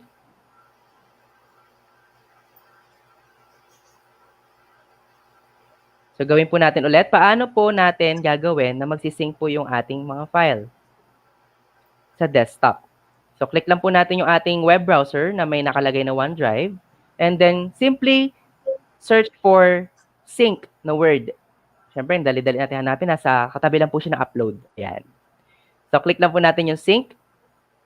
And then, may mag-pop up. Huwag po tayo magugulat doon. Huwag po agad tayo matataranta. Oh, ano ito? Ano itong lumabas na to? Ayan. Basahin po natin. Ayan. Always allow R3 DepEd-2. Zoom natin para makita natin. Di yata na-zoom. Okay. Sorry. To open this application. Sa akin po kasi naka-Windows 10 ako, kaya i-open niya daw. Nag-a-ask lang po siya ng permission na i-open yung application natin sa Windows 10 or sa Windows 8. Yung po yung ibig sabihin yan. So, open. Open lang po. Getting ready to sync. Ayan. So, makikita nyo po sa ating account, may lalabas po na ganito. Sa mga wala pa pong OneDrive or di pa na-activate yung kanilang OneDrive sa kanilang PC. Okay? So, ang gagawin po natin, i-input lang din po natin yung ating credentials. Sa akin po kasi nakalagay na, kaya i-type nyo na lang po yung email na may R3-2. And then, click lang po natin yung next o yung sign in button. Ganun lang po siya kasimple. And then, may lalabas pa pong panibago dyan. Wait lang po. Sobrang dali lang po niyang gamitin. I-input lang po natin yung ating email na may R3-2. Ayan. And then, sign in. And then, maglo-loading siya. Depende sa bilis ng internet nyo. Then, makikita nyo na po, naglo-loading na po siya. Signing in. And then, your OneDrive folder, may sinasabi po siya. Ang sabi niya daw is, your OneDrive folder is here. Nandun na daw po. Pwede din yung change location kung saan nyo siya gustong ilagay. Pero at default naman po, pwede naman po yan. Kasi naka-backup naman po yan. Wala na po kayong worry kung masira yung laptop po natin, may backup po tayo palagi. Huwag naman po masira, no? Kasi, syempre, mahirap po lang tayo pambili. Okay. Masyado po mahal ang mga laptop ngayon. Next. Loading lang po. And then, get to know your OneDrive. Sabi niya po, to add items, pwede din po natin i-apply yung natutunan natin sa web kung saan may click and drag. Ayan po. And then, copy-paste. Pwede din po yun. Gumagana po yung Control-C, Control-V. Ayan, already syncing. Sabi ni ma'am. Ayan. Next. Next lang po. Okay, so may option po tayo. Ganito po yan. Mamaya itatakal ko po sa inyo kung paano po natin magagawa ng paraan yung ating storage. For example po, kasi ganito yan. Pag nag-upload po tayo ng files, kapag po nakakulay green, gantong icon, yung ating file, ibig sabihin po siya, nasa physical drive po natin siya. Pero naka-sync po siya sa Microsoft. Huwag po tayo malilito doon. Kapag naka-cloud icon, zoom ko nga lang po yung ating PC para makita po ng ating mga viewers. So, makikita po natin, mayroon po tayo ditong, kita po ba? Naka-zoom na po ba yung aking screen? Hello po? Yes, sir. Okay. So, dito po sa ating icon, pag naka-cloud na po yung icon niyan, ang ibig sabihin naman po niyan is wala po siya sa physical drive nyo po or sa laptop nyo, pero nakasync po siya sa Microsoft. Ganun po siya. Ano po ang benefit nun? Ano po yung ibig sabihin nun? Nagbabawas tayo ng file sa physical. Okay po? nagbabawas po tayo ng file sa physical drive po natin para makaless po tayo ng space. Kasi po, minsan sa atin po, limited lang po yung ating storage. Minsan 500 gig or 1 terabyte lang po yung ating storage. Sa dami ng files po natin na nakasync na nakakulay green,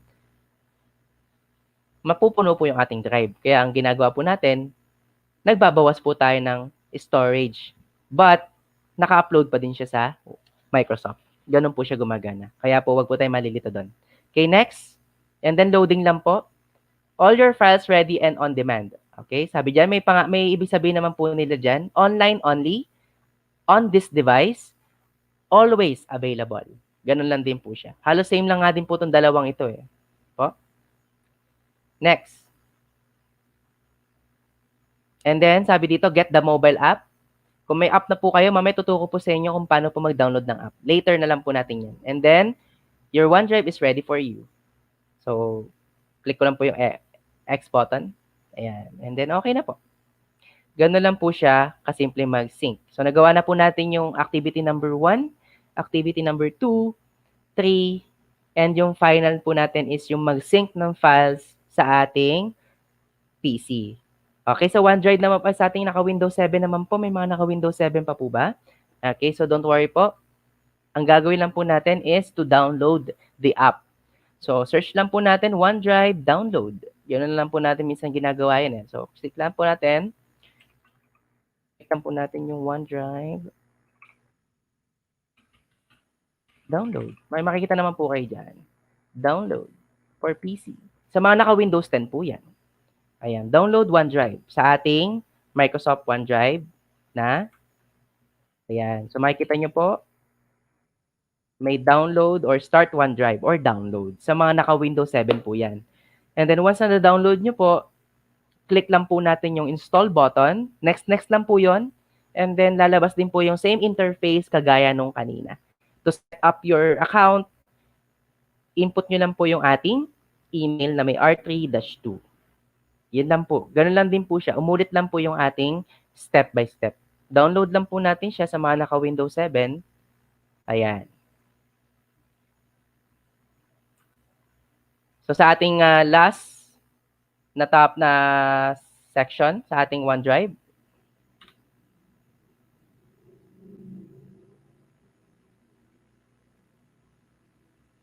ayan. Click lang po natin, hanapin natin yung ating slide. Okay.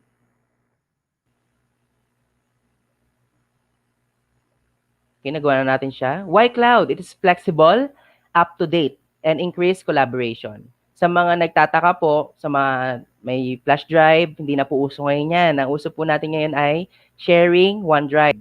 So, paano po natin gagawin yung sharing? Ito na po yung ating final na gagawin. To share and collaborate using OneDrive. Ayan po yung ating gagawin.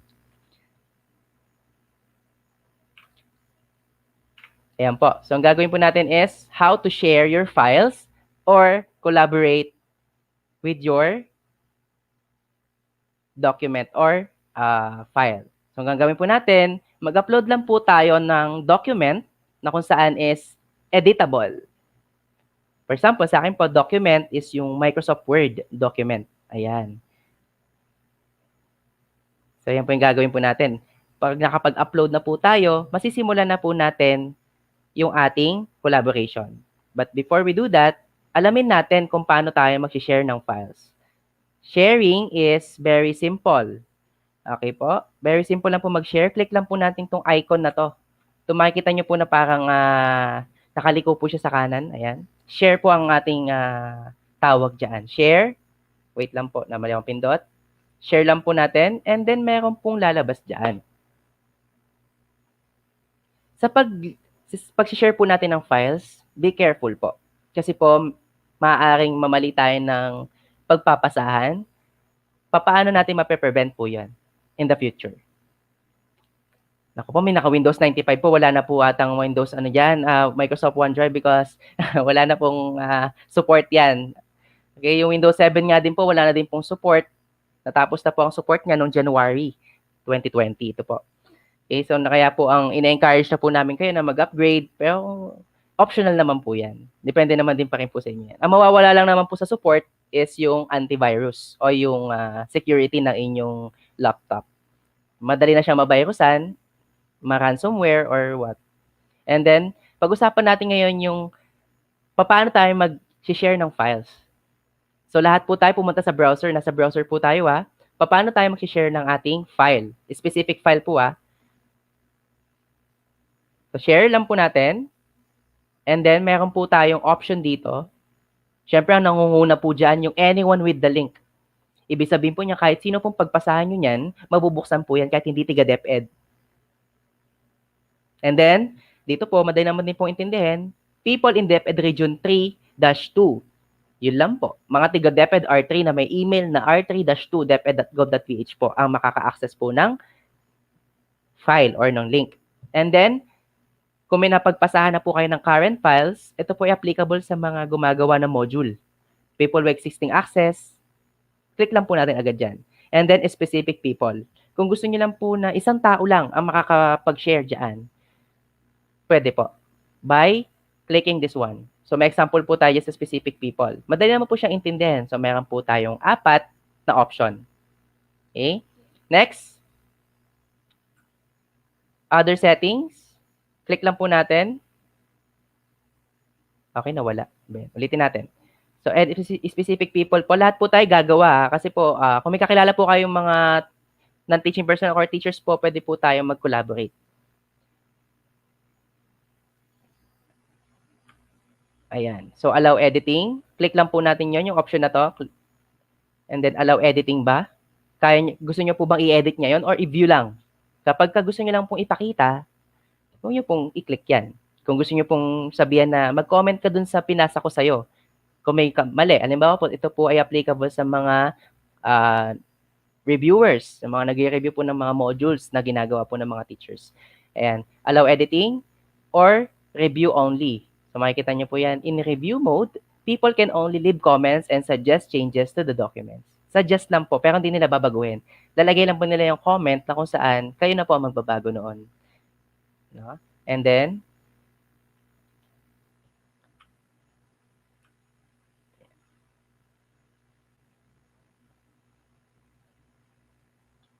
okay po, so naintindihan po ba yung ating tutorial kung paano mag-share ng files? Ngayon naman po, ang gagawin po natin is magko-collaborate po tayo sa iisang file. Okay? Ang gagawin po natin dyan, or pwede din po pala copy link. And then, ipipaste lang po natin siya sa Messenger. Di ba favorite po nating, app Messenger? Copy link lang po natin and then paste lang po natin siya sa Messenger. Tapos tatabunan ng mga messages. Ganun po yun Para pag nag-send kayo ng file at na nag-chat na doon, may nagkwentuhan pa doon sa message sa group chat nyo, tatabunan na. Okay po? So, hindi po siya magandang gawin. So, maganda pong gawin natin dyan is to enter the email na lang po. Para anytime, pwede nyo pong ma-access yan nang hindi nag-backread sobrang haba na ng mga messages sa group chat. Ayan. Email address lang po or specific people. Nasaan na yun? And then, meron din po tayong set expiration date sa mga ano po dyan. Kung gusto nyo pong maging mahigpit, okay? So, bibigay ko sa iyo yung file. Hanggang bukas mo lang siya pwedeng ma-access. So, lalagay po natin yung date kung saan nyo po siyang gustong i-access lang ng tao na yun. So, hindi na kayo mag-worry kung napabayaan nyo yung file na nakashare kasi kapag walang expiration date, kapag may link siya doon, na-access pa rin po niya yun anytime. Ganun po siya. Kaya nagsiset po tayo ng expiration date. And if ever po na nakalimutan or na accidentally share nyo siya sa ibang tao, you can set password para ma-confirm yung tao na yon na siya ang nagbukas nung file na yon. Okay? And then click apply lang kapag na-set nyo na po yung mga attributes ng ating file. Dito po sa ating share file, ang gagawin po natin is, again, share, and then may lalabas po na ganito. Lalabas po dyan, ano po ang email address nung gusto nyong pag-sharean. For example, yung co-teacher po natin gusto nating hiramin or makipag-collaborate muna tayo. So sa example ko po na to, meron po akong tinawag na or pinakiusapan po na mag-collaborate po sa akin.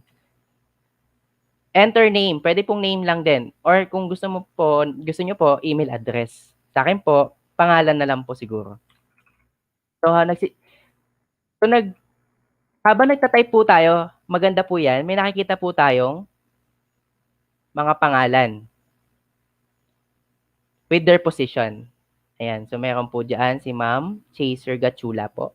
Ayan, kung online po siya, makikita niya po yan, magno-notif po yan sa kanyang account. May a trainer. Add another, kung gusto niyo po mag-add ng another collaborator sa mga nagagawa po ng dyan, ng module. Kung may section po kayo, pinaghahatian niyo po yung module, pwede po yan tayo mag-add ng mga name. Ayan. So, send lang po natin sa kanya. Sending mail. So, link sent. Nakalagay naman po link sent and then cross out niya lang po natin. And then, wait po natin kayo kung kayo po ay nakasunod. Baka po masyado mabilis. Para po makasunod na po tayo. Malapit na po tayo matapos.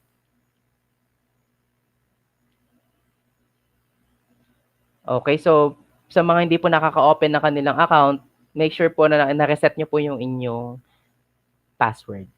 Okay po. And then, click lang po natin yung file na share po natin. Tingnan natin kung naka-open na po ba sa kanya yung file. Pag kinilik lang po natin, click lang po natin yung file. And then, lalabas po ito.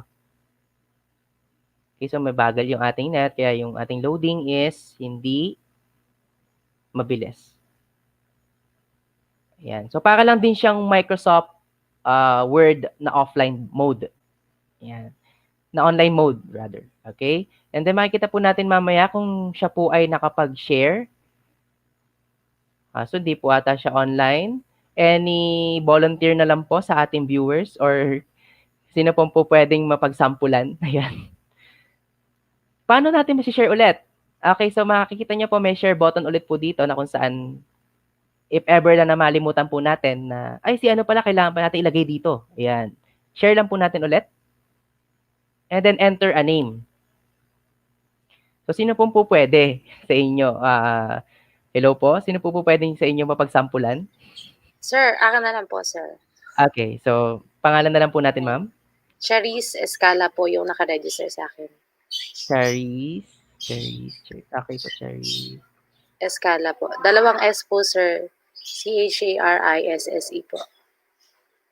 Ay, hindi po yun, sir. C-H-A-R-I-S-S-E. Okay, R-I-S-S-E. Tapos po? Yeah po, Pika po. Yun pala, Pika po. Charis Pika. Yes po. Ayan, ma'am. So, makita po natin din. Send lang po natin sa kanya at magno-notif po yun sa kanyang account. And then, you can collaborate na po. Makikita niyo po siya real time. Halimbawa, sa page 1 po ako. Then, sa page 2 po siya. Nagkakaroon po tayo ng division of work na namomonitor natin at the same time kung may changes na po doon sa document. Ganun po siya. Okay po. Halimbawa, nagtatype na po ako dito. Hintayin lang po natin si ma'am. Na-open niyo na po ba, ma'am? Habang nagtatype po tayo, paano po natin malalaman kapag po siya ay nakapag-open na?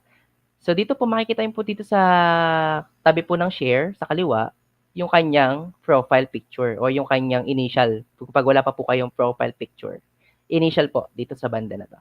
Sa mga nakapag-share na po, comment done na po. And then kung may question po, kindly drop your questions.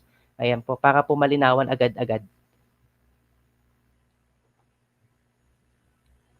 Last na po ito, and then, pag nagawa na po natin yan, isa na po kayong certified na OneDrive expert.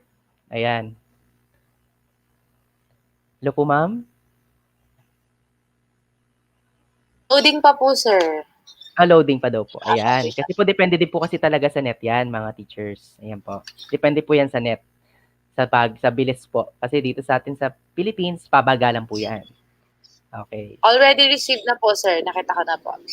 Okay. So open nyo lang po, ma'am, yung link. Then, ano po, dapat po same po tayo na interface sa ating current screen. Ayan po. Wait lang po natin si ma'am. Ayan po. Ayan po. Na-open ko na po, sir. Okay po, so nagta-type po ba ako? Nakikita niyo po na nag-type po kayo, ma'am, sa ating Yes, sir. yes po. Ayun po. May Ako makikita na po po kayo. magta-type. Yes po. Sige po. Name ko na lang po. Saan po kayo nagta-type, ma'am? Dito po sa binigay niyo pong link kanina, yung Microsoft ano po. Apo. Yung video profile. Dito po. Ayan po. So nagta-type na po si ma'am. Ayan po. Nakita niyo po yung kanyang initials and then yung kanyang information. Okay na po, sir. Ayan po. On page 1 po siya. Nakikita po natin siya kung nasa ang page po siya nag-e-edit. So page 1 daw po siya nag-e-edit. And then samantalang ako po is nagta-type po ako dito.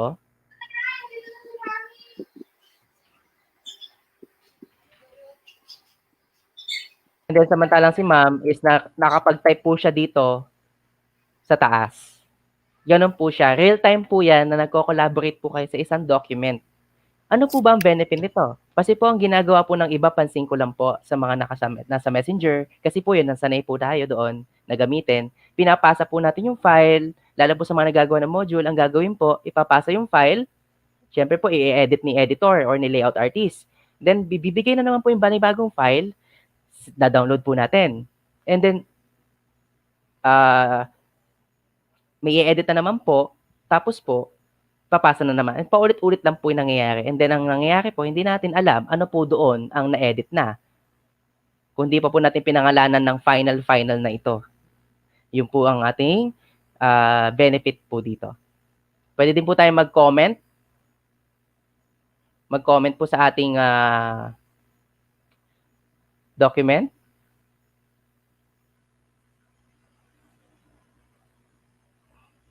Ayan. So sa reviewing po, kung kayo po ay may reviewing, pwede nyo pong palitan yan kung ano po ang ginagawa nila. Reviewing, and then nalagyan po tayo ng comments. Ayan, so comments po natin, new comments, saan po natin ilalagay yan? By clicking this one po, sa dulo, comments po.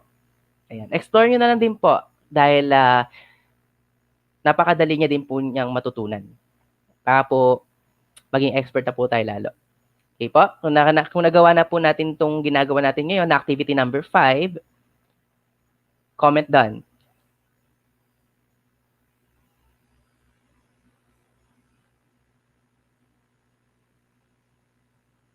Okay po.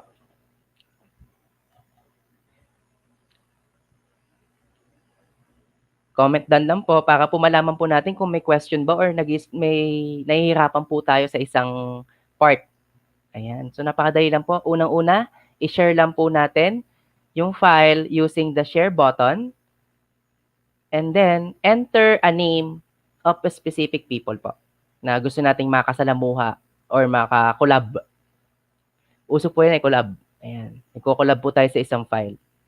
Done all activities. Very good po. Ayan po. And then, magdagdag na lang po ako ng mga dapat idagdag para sa more info about OneDrive para po mas lalo nyo po siyang gamitin sa inyong pang-araw-araw na gawain po sa DepEd.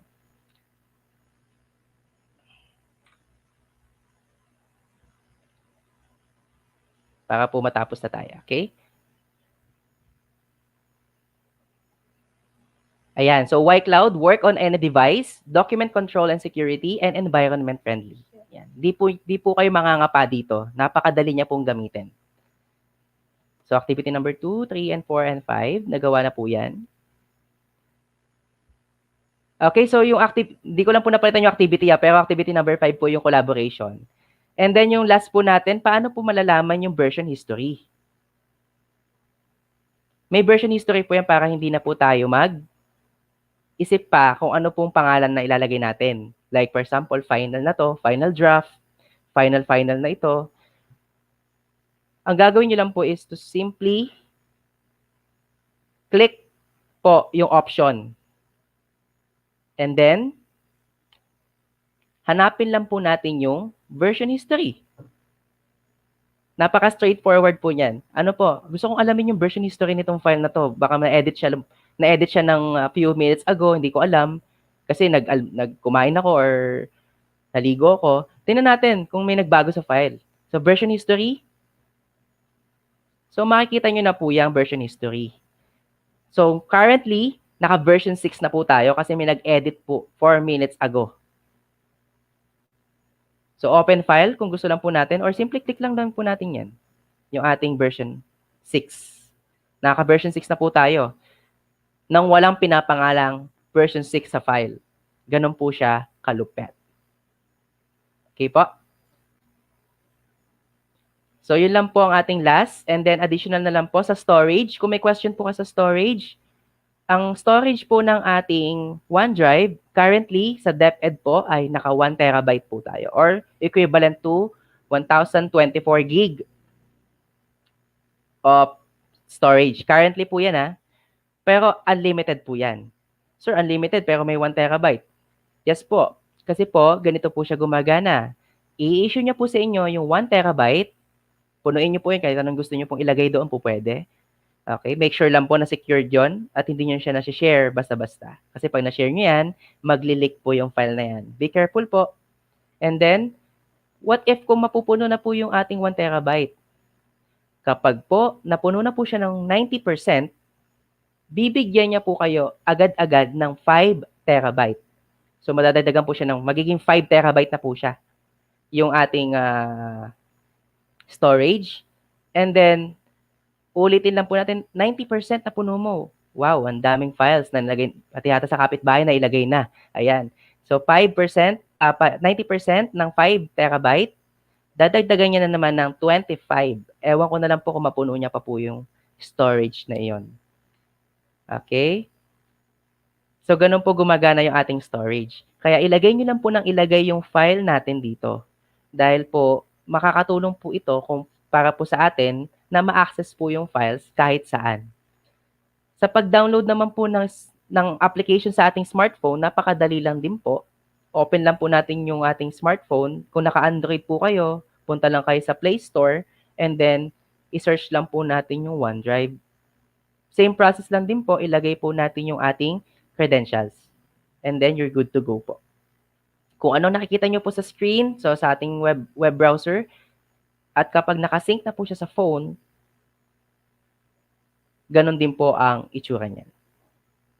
Okay? So, yun lang po ang ating topic about OneDrive. If you have questions po, kindly drop your questions sa comment box para po ma-address po natin yung mga issues, ano ba ang mga gusto nyo pang malaman na hindi po natin natackle.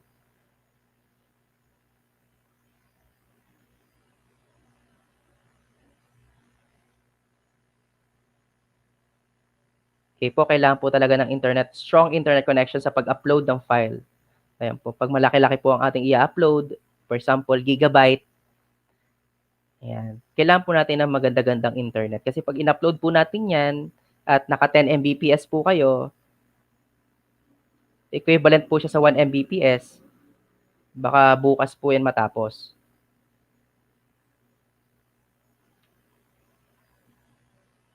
Okay po, if you have questions lang po, comment down below.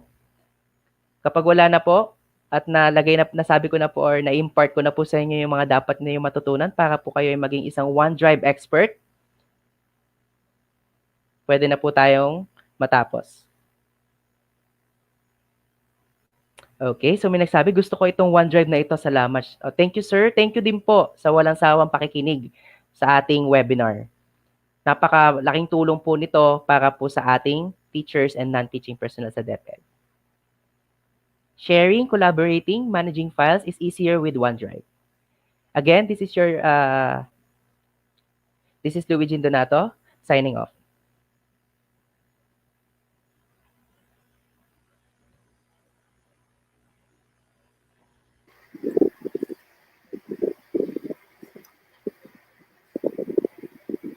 Wow, thank you so much, Sir Luigi Donato, for a very comprehensive explanation kung paano po natin magagamit ang Microsoft OneDrive. Super laki pa ng storage nito, di ba po, mga ma'am and sir? So yan, sobrang nakakatuwa talaga. And I read all your comments po. And thank you and congrats lang po ang narinig ko. Dan. Very participative po talaga ng ating participants for this morning. And nakita ko din po ang aming principal. Hi, Ma'am Eileen. Yan, super participative ni Ma'am. Talagang ginagawa po nyo lahat na activities na pinapagawa po dito sa Microsoft OneDrive. So let's proceed to our Q&A question, or question and answer portion. Excuse me. So if you have any question po na gustong matanong sa ating participants, starting po sa simula po nating speaker, pwede po nyong i-chat lang po sa ating comment box or comment po. And nandito po sila para po sagutin ang ating questions. So sir, yan, galing po ng OneDrive. Galing-galing nyo daw po, Sir Luigi. Ayan. So super talaga, comprehensive and very malinaw po talaga ang explanation nyo. Ayan. So meron po ba tayong question? Kung wala po tayong question, kahit po shoutout na lang, ayan. Kayo po sir, baka po may shoutout po kayo. Shout out sa mga tiga Limay Senior High School, sa mga co-teachers ko, and yung mga dati kong mga naging teacher or the co-teachers na nalipat na sa school, sa ibang school. Hello sa inyo.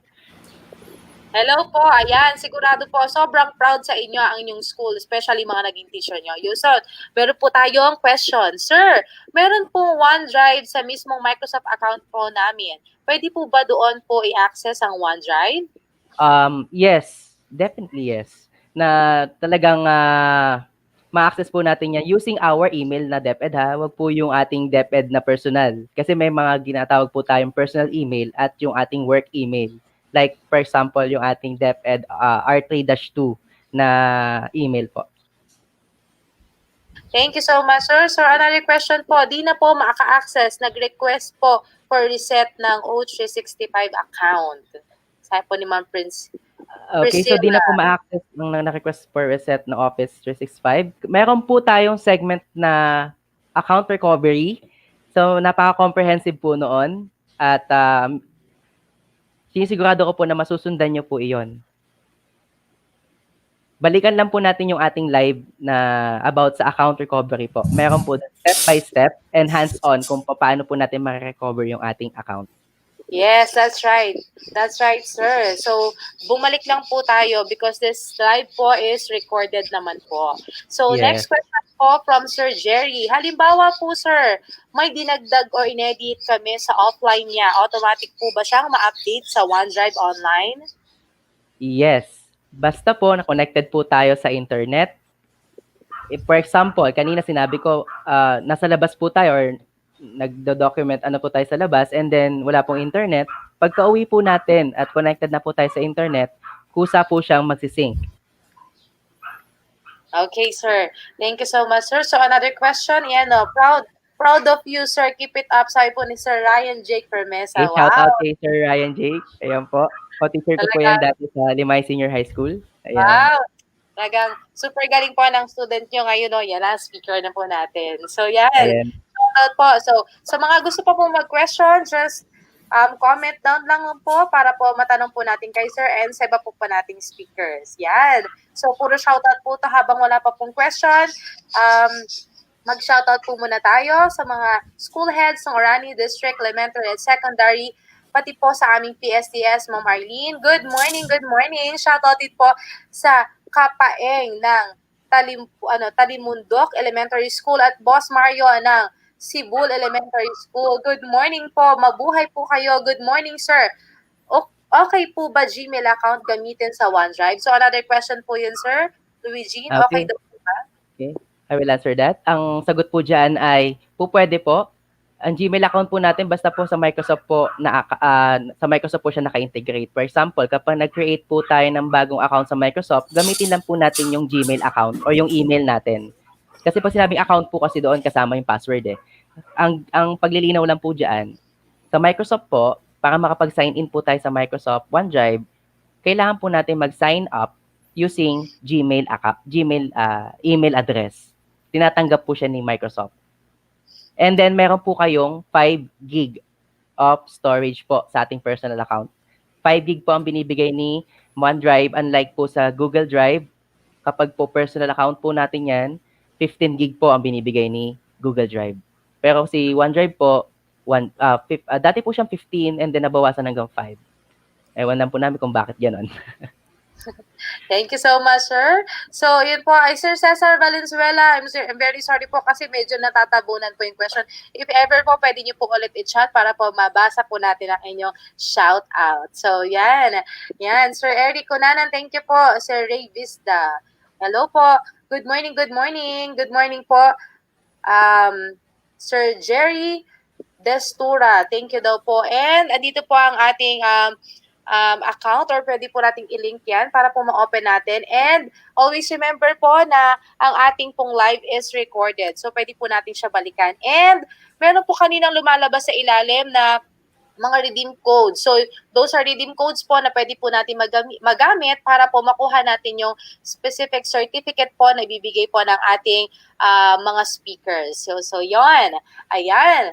So yan, ito po yung Flipgrid code. Ayan, paki-open na lang po at dyan po natin talaga magagamit ang Microsoft Educators Community. Nandoon po sa gilid. Ayan, sino pa po? Bago po. Ayan.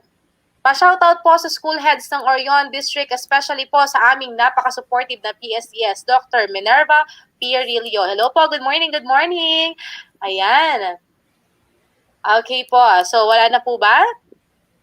Any question po para po sa ating previous speakers?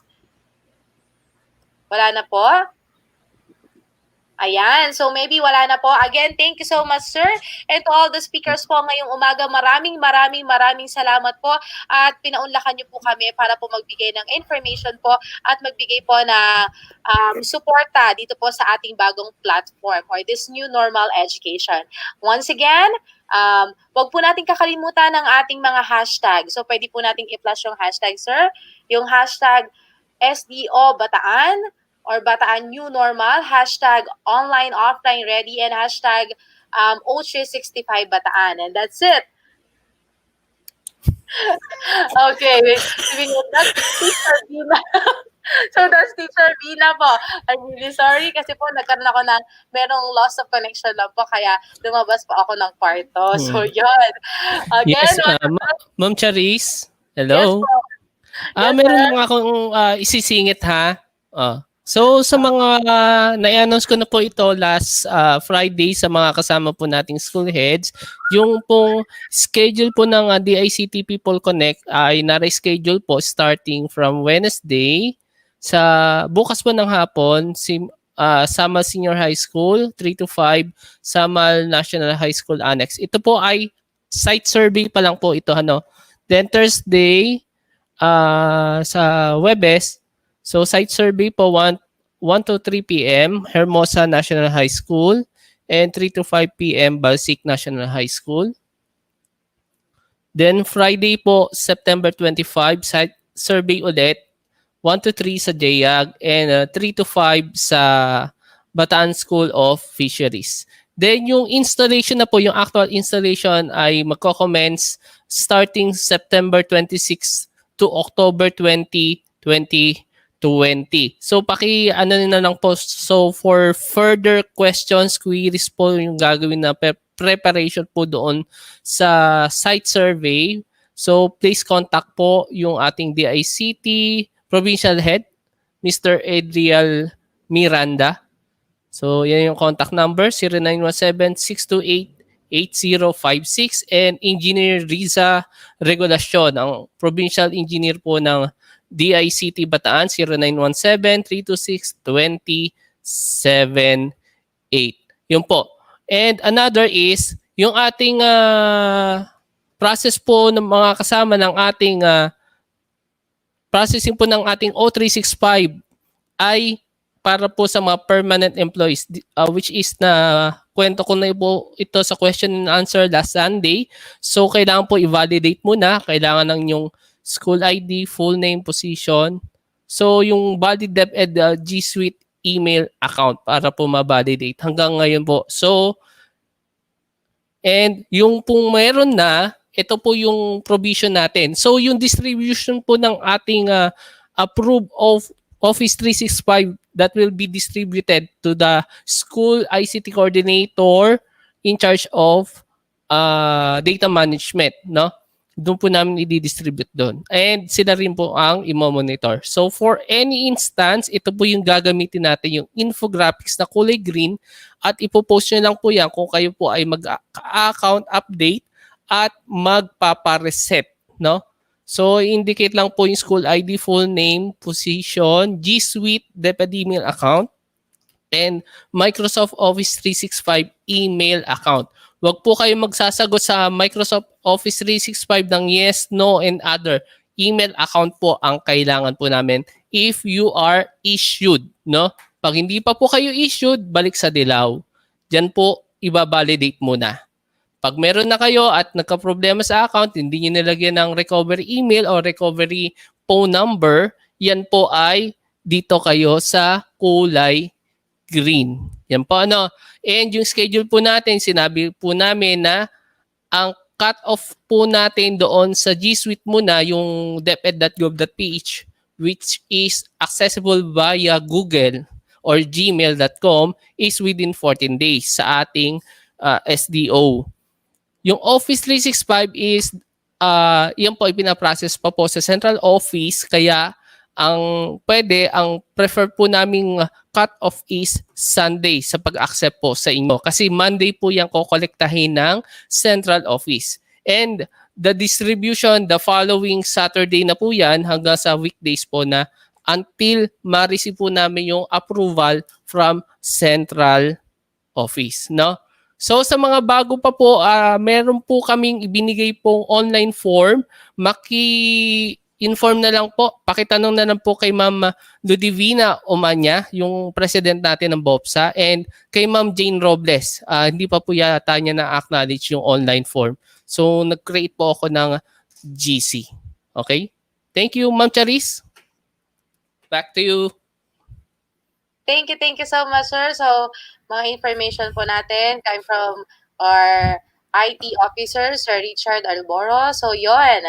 Maraming salamat po ulit. And nandito po yung code and yung ating link po. Paki-open na lang po. And paki-read din po ang ating mga redeem codes coming from our speaker. So, yes, tama po kayo. Napakahusay po talaga ng ating mga speakers for this morning. So, abangan po natin ang mga susunod nating mga speakers sa mga susunod po na araw.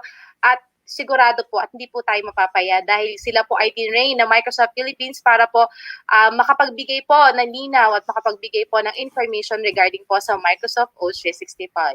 So that's it.